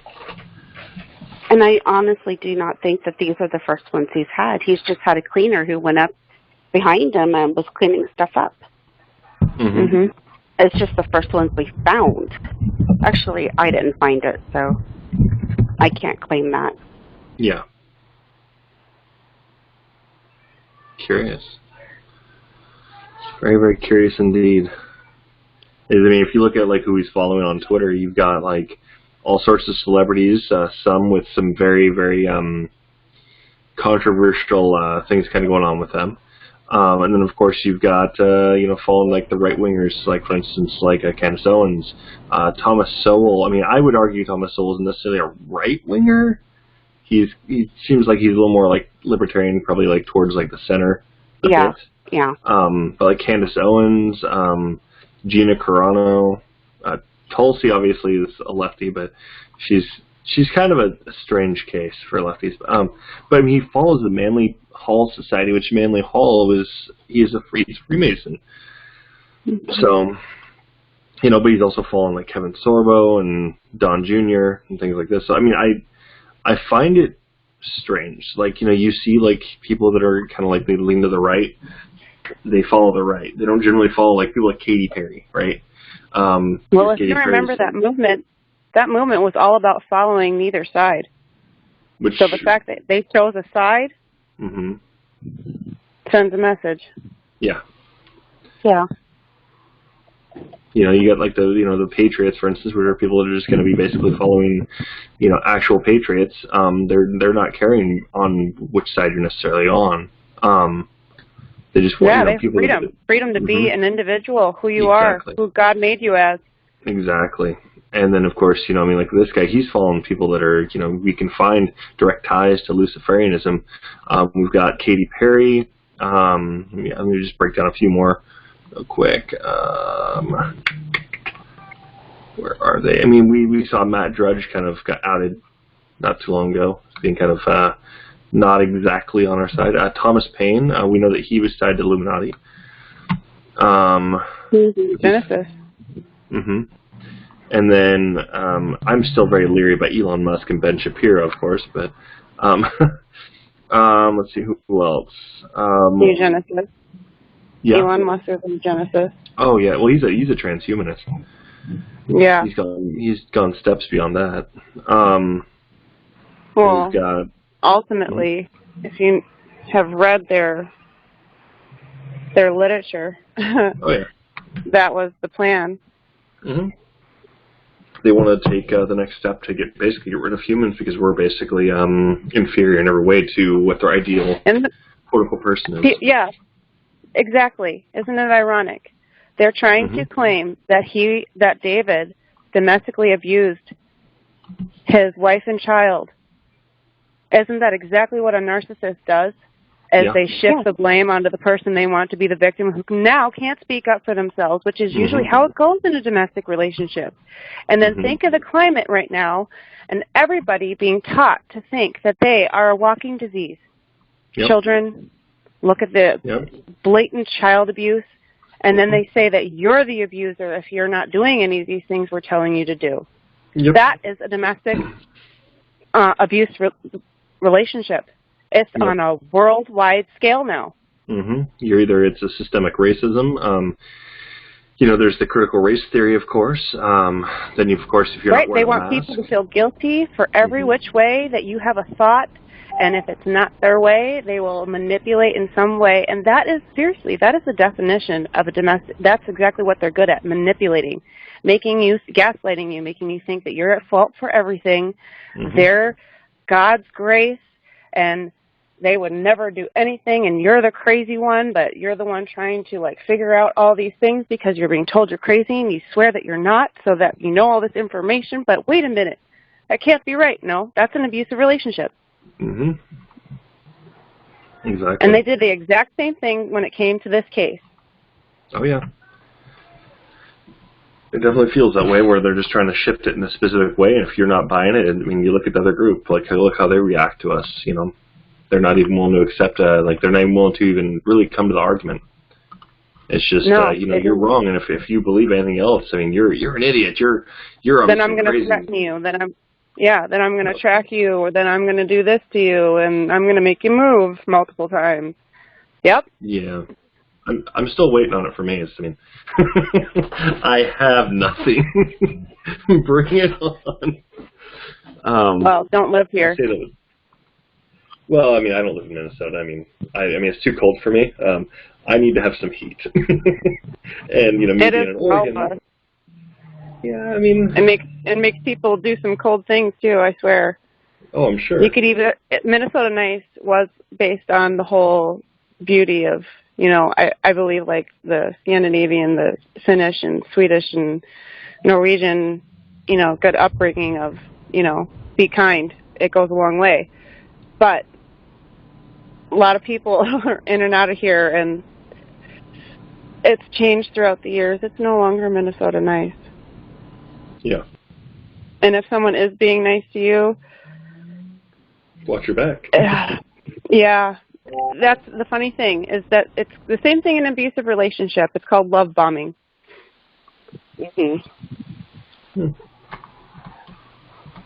Fair enough. I don't know if anybody covered this earlier. I was around the kids when they were being very noisy, but it's not just Danny August Mason who has that type of record. There's others in the Gray Strait guys, in that little group that have it. And some even, their records are even worse. And they're all turning around and accusing David of this. And there's absolutely no proof. None. Why would they, why do that to David? If it's supposed to be their friend, what could he have done that was so bad that would make them do that? To risk what they're going through now. Well, I mean, it's like the more that they talk, the more people raise eyebrows towards them. They have to see that. Maybe a narcissist doesn't see that, so maybe they don't see it. But, geez, I mean, these guys just need to shut up, or just, for once and for all, prove David Crowley guilty, or just admit that you know that he's not. Quit lying to us. Think about the silence, though. Mm-hmm. The silence speaks volumes. And if even down to each side of the families are staying silent, that's for two reasons. They're either keeping their secret for fear, or they're keeping, well, of affiliation, or they're keeping the secret for fear of what may happen to them because they know they're not affiliated and protected. Very true. And they used his 2013 script to do the documentary. That's what they shaped it around. And, you know, they were making money off of this. So I guess that they needed the narrative to prove that to prove to the viewers. But what they didn't understand was that documentary backfired on in a lot of different directions, because it brought so many people to the group saying, hey, we were just lied to. What's the real truth? Yeah. Because they're acting like nobody's ever been gaslit before, and they didn't recognize it. And it's really odd that a lot of women popped up after that came out. Like, wow, I've heard this story before in a different scenario. Correct. Because it's all the same in the narrative. You're crazy, they're crazy, stop talking about it. That's what they want, because then no more information keeps slipping out. And this crazy thing about us humans, we have these lovely little epiphanies, and it's quite cool when it comes after prayer a lot. Right. So, Bring up some good points, that's for sure. I really hope that you'll join us for some other conference calls, Joanna. Absolutely. I'm sorry. I'd like to. It's kind of hard to share information when I'm trying not to share too much, because unfortunately, I'm just a little female. And these are all affiliated boys who love to show me how much they're boys, unfortunately. Well, what you can always do, you can always feel free to shoot any of us a direct message if you want us to go and look in a specific direction.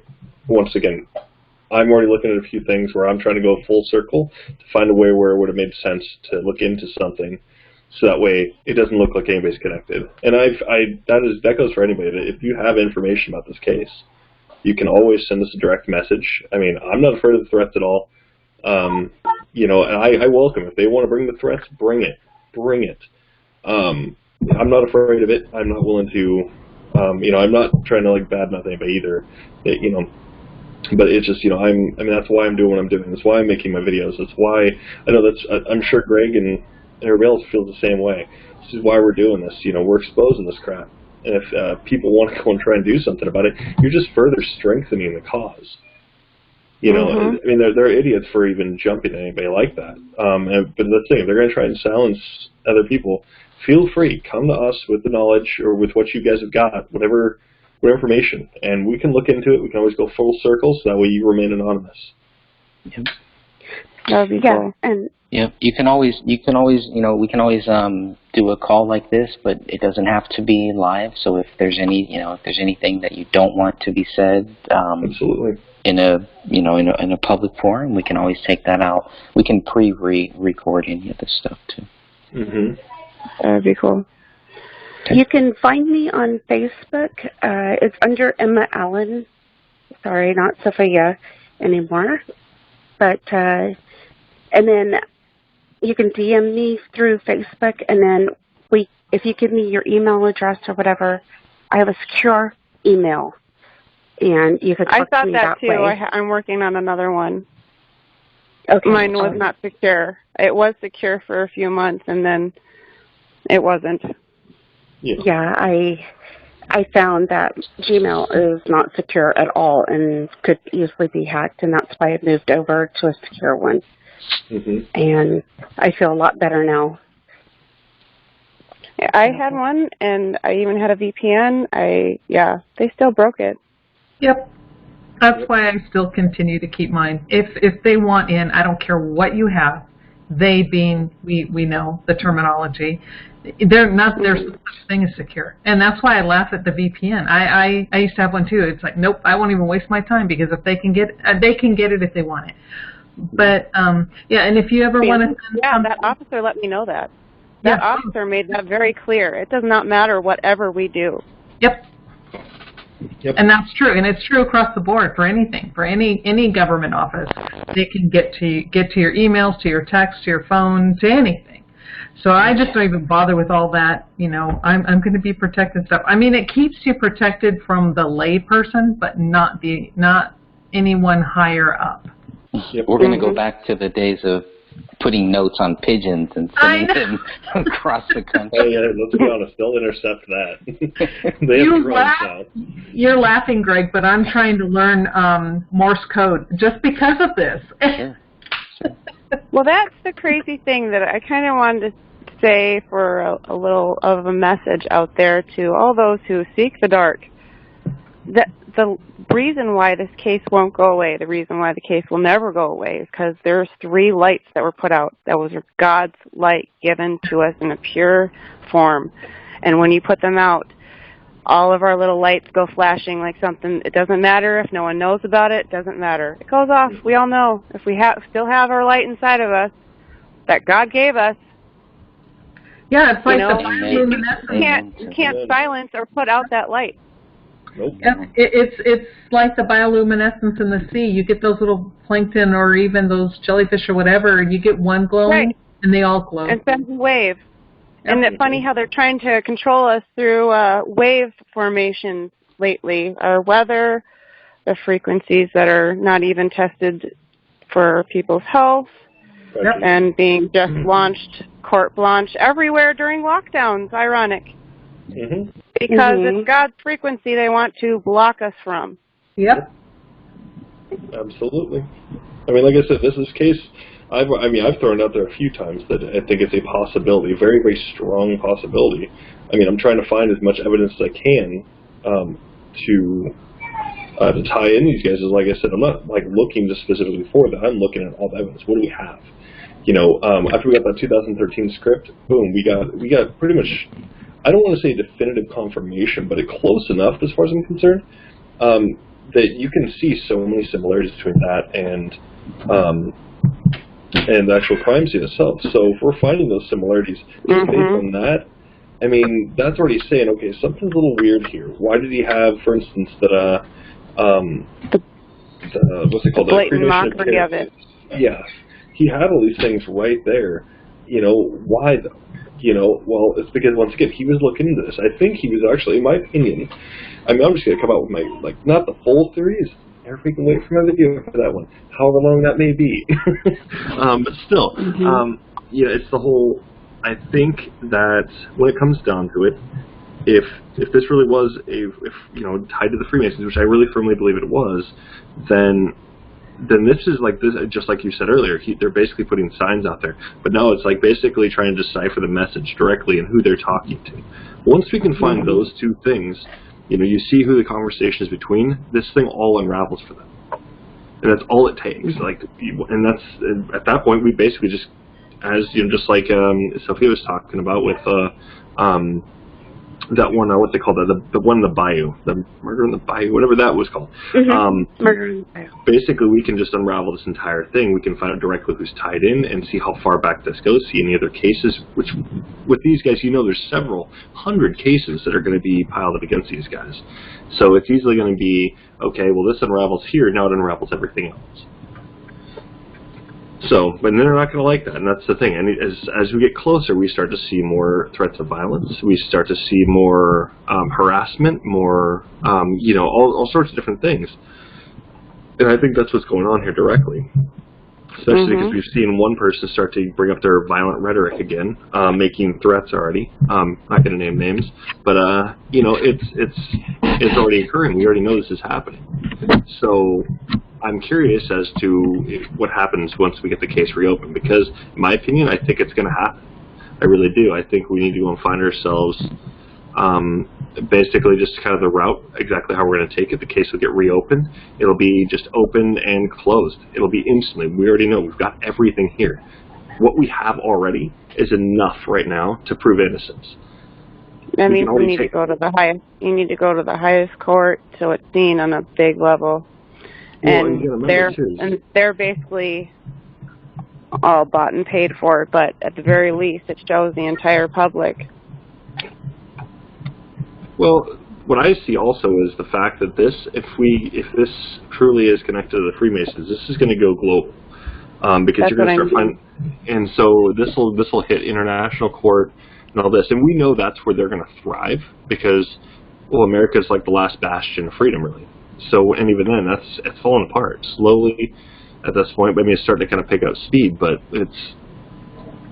Once the ball gets rolling, I mean, people are going to wake up to it, and that's directly what it's going to come down to. So if David Crowley, that's what he was trying to do, is wake everybody up, well, his case will certainly wake people up. And I already know it has already to quite a few people, so. But notice that, too. The so-called truther movement, it should be like a freedom movement, but because truthers now been infiltrated so much. Yep. But the whole truther movement, who's talking about it? Who's talking about this case? Who even brought it up? And there were videos. There were many videos right after it happened of everybody raising an eyebrow. Like, come on, people, we all know what happened here. And amazing, they're all gone. Yep, just like the John Lane case. It's like only a handful of people, if there are any, and they really don't say much other than a couple minutes. Why are even truthers afraid to touch this case? Yeah. Well, that's the thing. I think anybody looking at this for any more than probably about 20, 30 minutes, I think it's pretty clear they can see there's something else going on here. Well, I'm sorry. And here's where I kind of differ. I don't believe that the crime scene itself speaks of a government or a Freemason type of crime scene. What I see, though, I see a lot of rage. I see a lot of anger, vengeance, but the aftermath. That's part of the ritual. But you have to be aware of that. Yeah, the aftermath, though, is where I see the connection come in, because some of the players had ties, so they did something, and they needed somebody to help them cover it up. And now it's CYA, and I need you, and they all jump on board going, what you need, we got your back. And that's kind of how I see it. And then from that point forward, they're not about to come back and say, oh, well, oops, our bad, we protected so-and-so because he was one of us. Now it's like digging their heels in and causing more problems. Yep.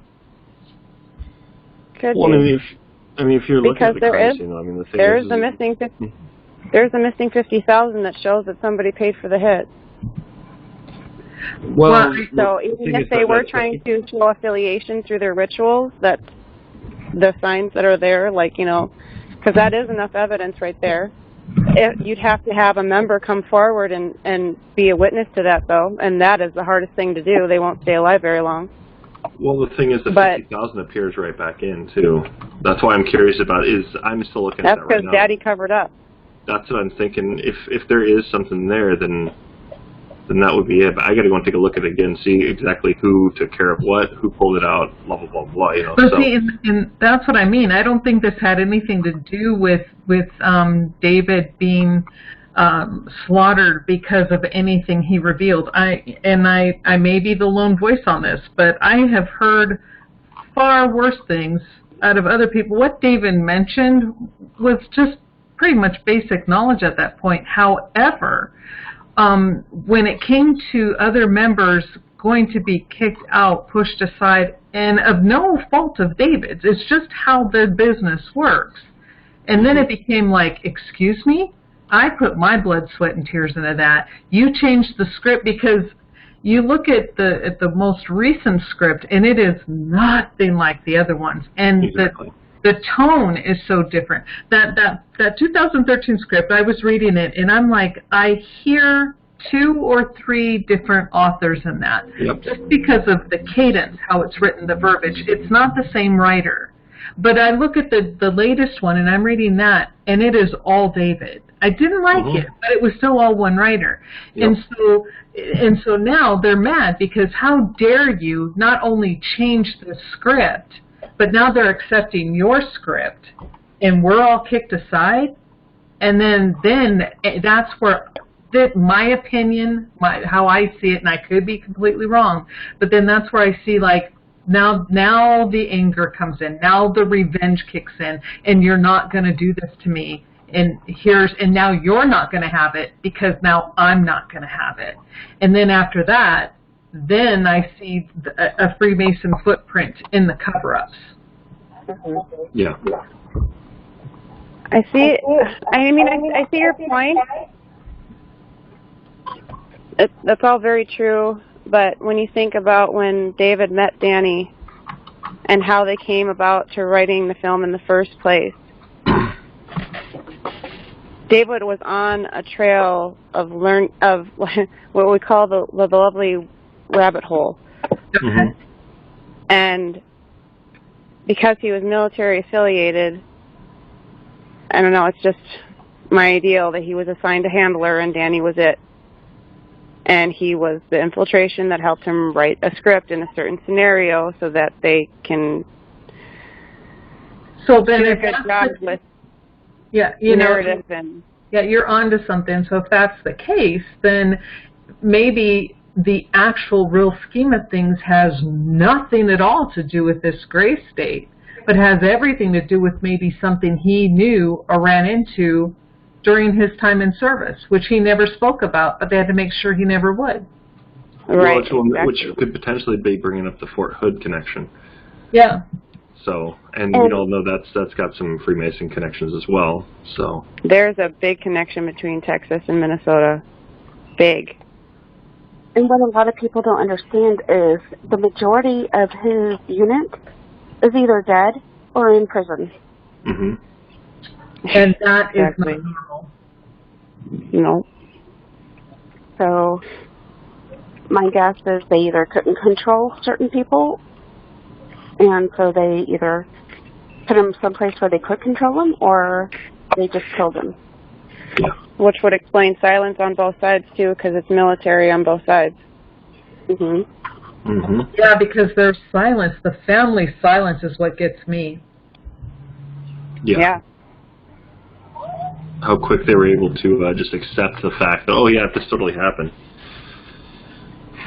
Yeah, and that's the thing, and that was another thing when I saw, first when I was saying, I thought maybe you guys just didn't understand the autopsies, and then when I did watch the floppumentary on Netflix, and I'm telling you, Dan Sr.'s face still haunts me to this day. And when I saw that man's face, I'm like, there's no way in hell he believes his son did this. He just doesn't. But yet these words, he's allowing them to come out of his mouth, and I kept going, why? Why are you letting them talk about your son like that? Mm-hmm. Because he's affiliated. That's sad. He very well could be tied in with it directly, or he very well could also be threatened and told if he doesn't do what they're, basically play ball, that he could be next. That's definitely a Well, that is possibility. the threat. You don't give up secrecy. And if one of your family members is now gone because of something that was done that was okayed by them, you don't say anything, or you're done. Yep. Jeez, that's horrible. I mean, I definitely think that there's quite a few people that, in this case, that do need to be thoroughly background checked for sure. I think I'm curious because I know that he got a patent. I know that me and Sophia we were looking at this a while ago, where we looked at the patents and everything, and he just all of a sudden came across basically he's able to patent something and just made millions. Well, I saw where these guys are trying to file to get legal rights to the patent, but I'm a published author. I know how this crap works, and that's why I'm telling these bastards, excuse my French, they piss me off to no end. They're stealing this man's work, and unless they have a will that specifically states, upon my death, and this goes to my father, his dad has no legal claim to that whatsoever. It remains David's until 70 to 75 years after his death. Then and only then can a family member then claim copyright and continue it on the family line. Otherwise it becomes public domain. So the fact that these a-holes, and where they even gone to even try to claim and file to get legal claim to copyright, just it's a burr in my saddle, I'm telling you. I just want to just beat the crap out of him. They took his life. Can't they just leave his work alone? Well, you got to remember too. They put that in the, and that's I'm trying to remember where I heard this from. I do want to say it's in some of the literature these NWO guys follow, but it's when it comes down to it, there was this line where he said it was a conversation, I believe it was between John Winnick and Daniel Walker, or was it Walker? No, Nikasi. And they talked about, like, well, what's the worst they could do? Kill me? Basically he was okay with that. He's like, no, is that really what you think? No, they can be far worse than that. Yeah. It's true. They can. I mean, the whole point is, like, once you die, what do you have left? What is there left for you? Well, it's your memory. It's people remembering you.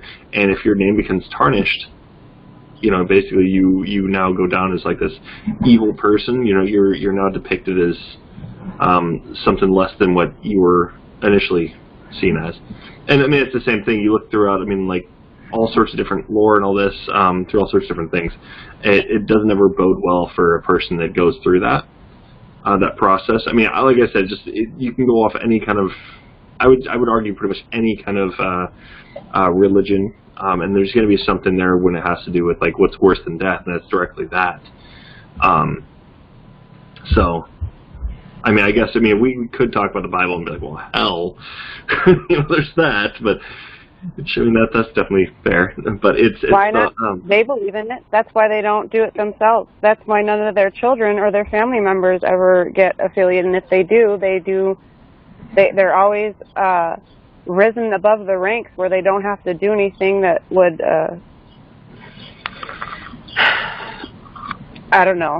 start divine karma. Mm-hmm. It's always the lower young youth who believe that they're doing the right thing and that are easily manipulated. Yep.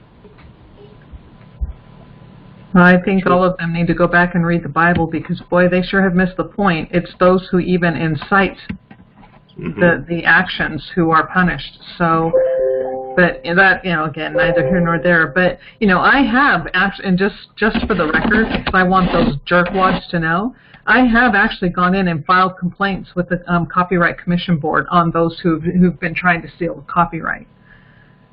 Good.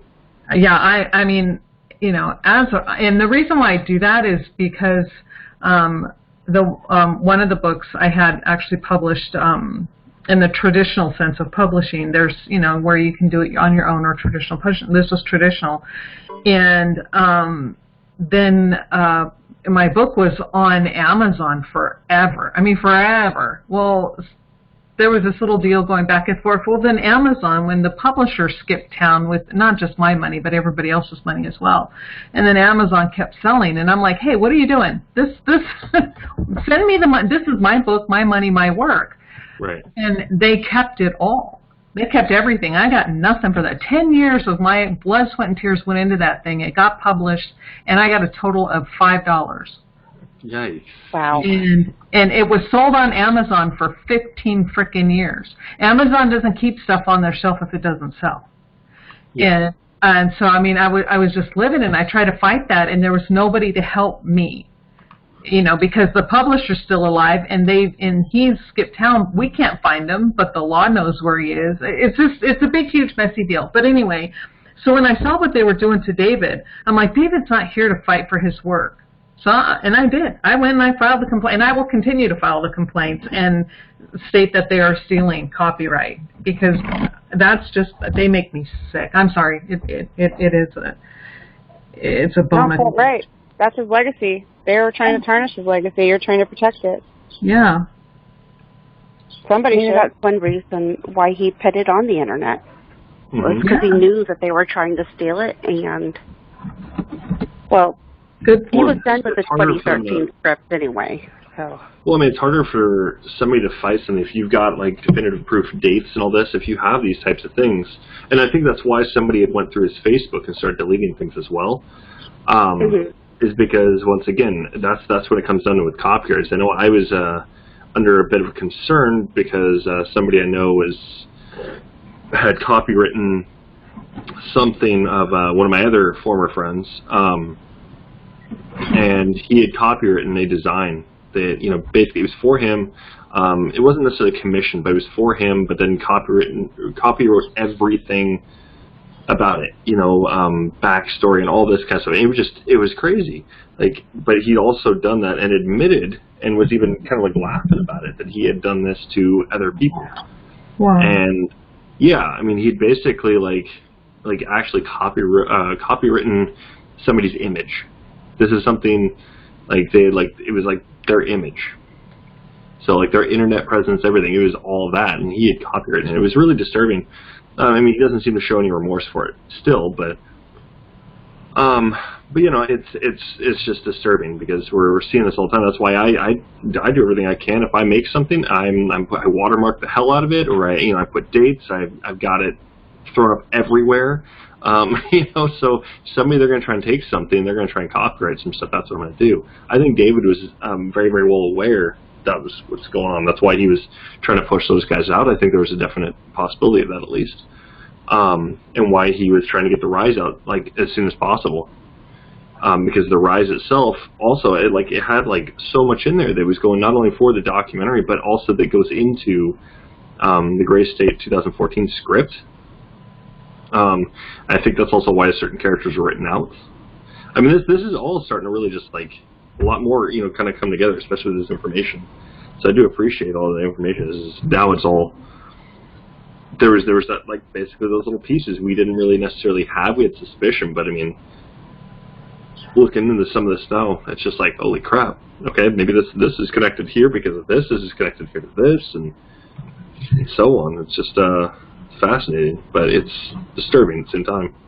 So, but good on you for keeping the copyright going. You know, basically saying screw you to the goons. You know. Yeah, and I will, just because it's not right, you know, and it holds true for anybody, because anyone who's written or created or produced or whatever, you would do something like that in a creative sense, and you put a lot of work into that. You know, sleepless nights, endless days, time away from family, just to get it complete, and then to have some loser come by and say, oh, that's mine? It's like, screw you, buddy. You're going to have to fight for that, because I'll fight you to keep it out of your hands. Right. Yeah, I totally get that. But I do have to get going, as it's been half an hour over. So. Oh, my goodness. Oh, jeepers. We have been yucking.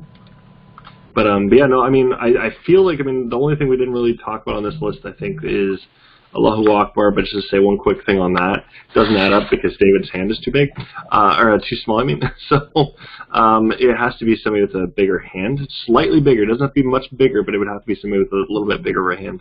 What are you talking about, the what? Allahu Akbar on the wall. His hand does not fit. I don't even know what you're talking about. Oh, the name. I'm sorry. Yes. Okay, got it. Yeah, the bloody smears. Yeah, his hand doesn't fit it. So I was actually comparing all sorts of different kinds of sizes. That is something, I mean, I'm definitely willing to talk about off air. I will get into that more. But that's because that's going in the video, and I don't want all the details of that coming out Right. to everybody quite yet. And motive, I think we basically covered that. It is pretty much, if I'm not mistaken, I believe everybody straight across the board on all those different theories that this is why David's guilty. It's all finances. I believe it's basically the same thing they all keep spouting. So, I mean, we've already been able to shut that down. So I think, and blood spatter, that doesn't, there's not enough blood there anyways, but. Yeah, what blood splatter besides behind the couch? Minimal. Yeah. Or behind the recliner, sorry. Yeah. Yeah, there's not enough. I mean, it doesn't line up with the narrative, so. Right, and there's one thing I want to say real quick about that as well, because when I was doing all the research on the blood spatter, and not only is there not enough blood for the injuries that are sustained, yep. but the blood that is there and was tested belongs to only one person, yet you have 3 victims. And it shows movement. Whoever, Kamel, which we know most of the blood is Kamel's, but we don't know all of it because it wasn't tested. So we can just say whoever's blood was in those particular areas, they were a moving target. As they're being injured, their body's in movement. And yet the police didn't even stop to look at that. Interesting. They Can I weren't. say something? Yes. But there's still a lot of missing blood, correct? Yes. Oh, yeah. Which would explain the ritual. Yeah. Yeah, and it's missing blood from all of them, not just one. Yeah. I know.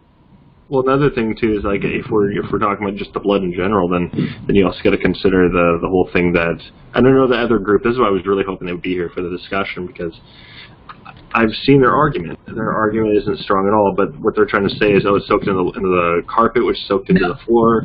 No, that's body decomp fluid, actually. Well, you can't even see that on the other side of the rug. The BCA has pulled up that rug, rolled it up, and took photographs underneath where the bodies were located, and it is clean. So, no, that argument Yeah. Exactly. Correct. But yeah, but everything that was right there, it was all body decomp is all it was. Yeah. There's nothing. A little bit on top, correct. Exactly. And so that just tells you right there the bodies really hadn't been there for like an extended amount of time. So 10 days. there, but I mean, I think it's probably around the January 3rd area, but I'm not a professional medical anything, but I was around while my ex was a crime scene cleanup, and every case that I saw, not that I wanted to, but I think it was for a reason for this case, to witness what I witnessed, there's a lot more blood in the human body than what was found at that scene. And I've seen cases that they've been sitting there for months decomping, and yep, no way. And there's 3 of them, and they're all missing the same amount. Yep. Mm-hmm. So what were you saying, Joanna, about the ritual? What were you saying about that? Everything. When they do a sacrifice and they do it under ritual, it has to be made and paid in blood. Oh, okay. Which means most of their victims are found missing majority of their blood. Yeah, all of it, usually. Yeah. Yeah, because what caught my eye when they are stating that lividity is absent and not seen on all 3 victims, right away that tells me they had to have been bled, especially little Rania. You know, even her body was lacking lividity, and which should not have been the case. If she had simply just been shot in the head by her dad and left there, it would be so obvious it's not funny, but there's nothing. Yeah, there'd be a pool of blood. Well, there'd be a lot of blood there. Children. Mm-hmm. Yeah, it's a favorite target because they're easily manipulated. You can control them, get them pushed right into fear, which produces that good stuff they like. So it gets darker, but yeah. Oh yeah. Oh yeah. But I do got to balance that is everything else. I think we've covered pretty much. I mean, yeah. Motive, we've covered that. What's up? Yeah. If anybody has any final words or anything like that, I think we covered a lot of great ground here, and if you have anybody has any closing words, Johanna, I definitely want to get you back on at some point here too. Well, I'm sorry, Joanna. I just wanted to state one real quickly here that I saw a comment from Louise Gibson and Joe Pierce, and they both were stating that we did not go live and that we were just, they were being rude again. So my comment to them publicly is we were here. We have been here for 2.5 hours. We extended this olive branch to you. You guys chose not to accept it, which is fine. That's okay. You were entitled. But from this point forward, we're moving on with I am, at least, and I can't speak for everybody, but moving forward with the case, and I just wish you Godspeed, good luck, and we'll see you in the end. Well, the other thing, I want to go and say one thing about it, too, is I even posted to make sure that it was seen that we are still streaming. I even posted up to my Twitch stream, so there's no excuse. I know they like to go and stalk my Twitch stream. That's okay. That's how I got the nickname Twitch. It's always great. Thank you for that. But it's, that they didn't bother saying anything. Well, it's fine. They want to go and, keep talking. Well, I'm done paying attention to them. She who will not be named in her group of her. Well, I'm not paying attention anymore. I'm done. I was hoping for that debate. I was really hoping for that conversation, and I knew it wasn't going to happen. But I think all of us basically came to the same conclusion. They weren't going to show. It was going to be like that. So instead of going on the 10th, I see no point. I see 0 point to it. They obviously have been paying attention to it. They could have hopped in. Especially if they were paying that close of attention, they easily could have hopped in for a conversation. Well, Louise and Joe were both saying that they came on to talk to us, but it showed that the live stream had gone actually earlier than what we said, and yeah, we know it's a lie. And I'm like, and I just sat there and I'm like reading their comments, and I'm like going, oh, okay. So, and we've all posted, we were still live, and we tried, and that's all we could do. Yeah, all they had to do was call in. That's it. If they would have called in, it would show up. So even if they just wanted to join the chat room, that would have been different. But no, this is why people can't take them seriously. There probably are good people out there who really think that David Crowley is guilty. They're not those people. So if you really think David Crowley is guilty, and if you're looking for people that really believe it, honestly, sincerely, I hope you find those people. But we're not here, to prove David Crowley is guilty. I think we all know that nobody can. If the police can't do it, right. I don't believe anybody else can. You cannot prove someone guilty when the person who's trying to state that he's guilty is caught lying multiple times. Multiple times. And shifting their stories. Continuing. The truth stands on its own because it can. That's right. Amen. Amen to that. I think that's a great place to pretty much leave it here. So I just want to encourage anybody, if you have not joined the Justice for David Crowley and Family Facebook group, please do so.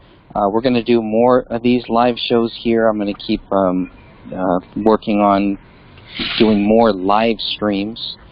And we always will have a podcast, and we're always working behind the scenes on many different things. And the goal is to get the case reopened.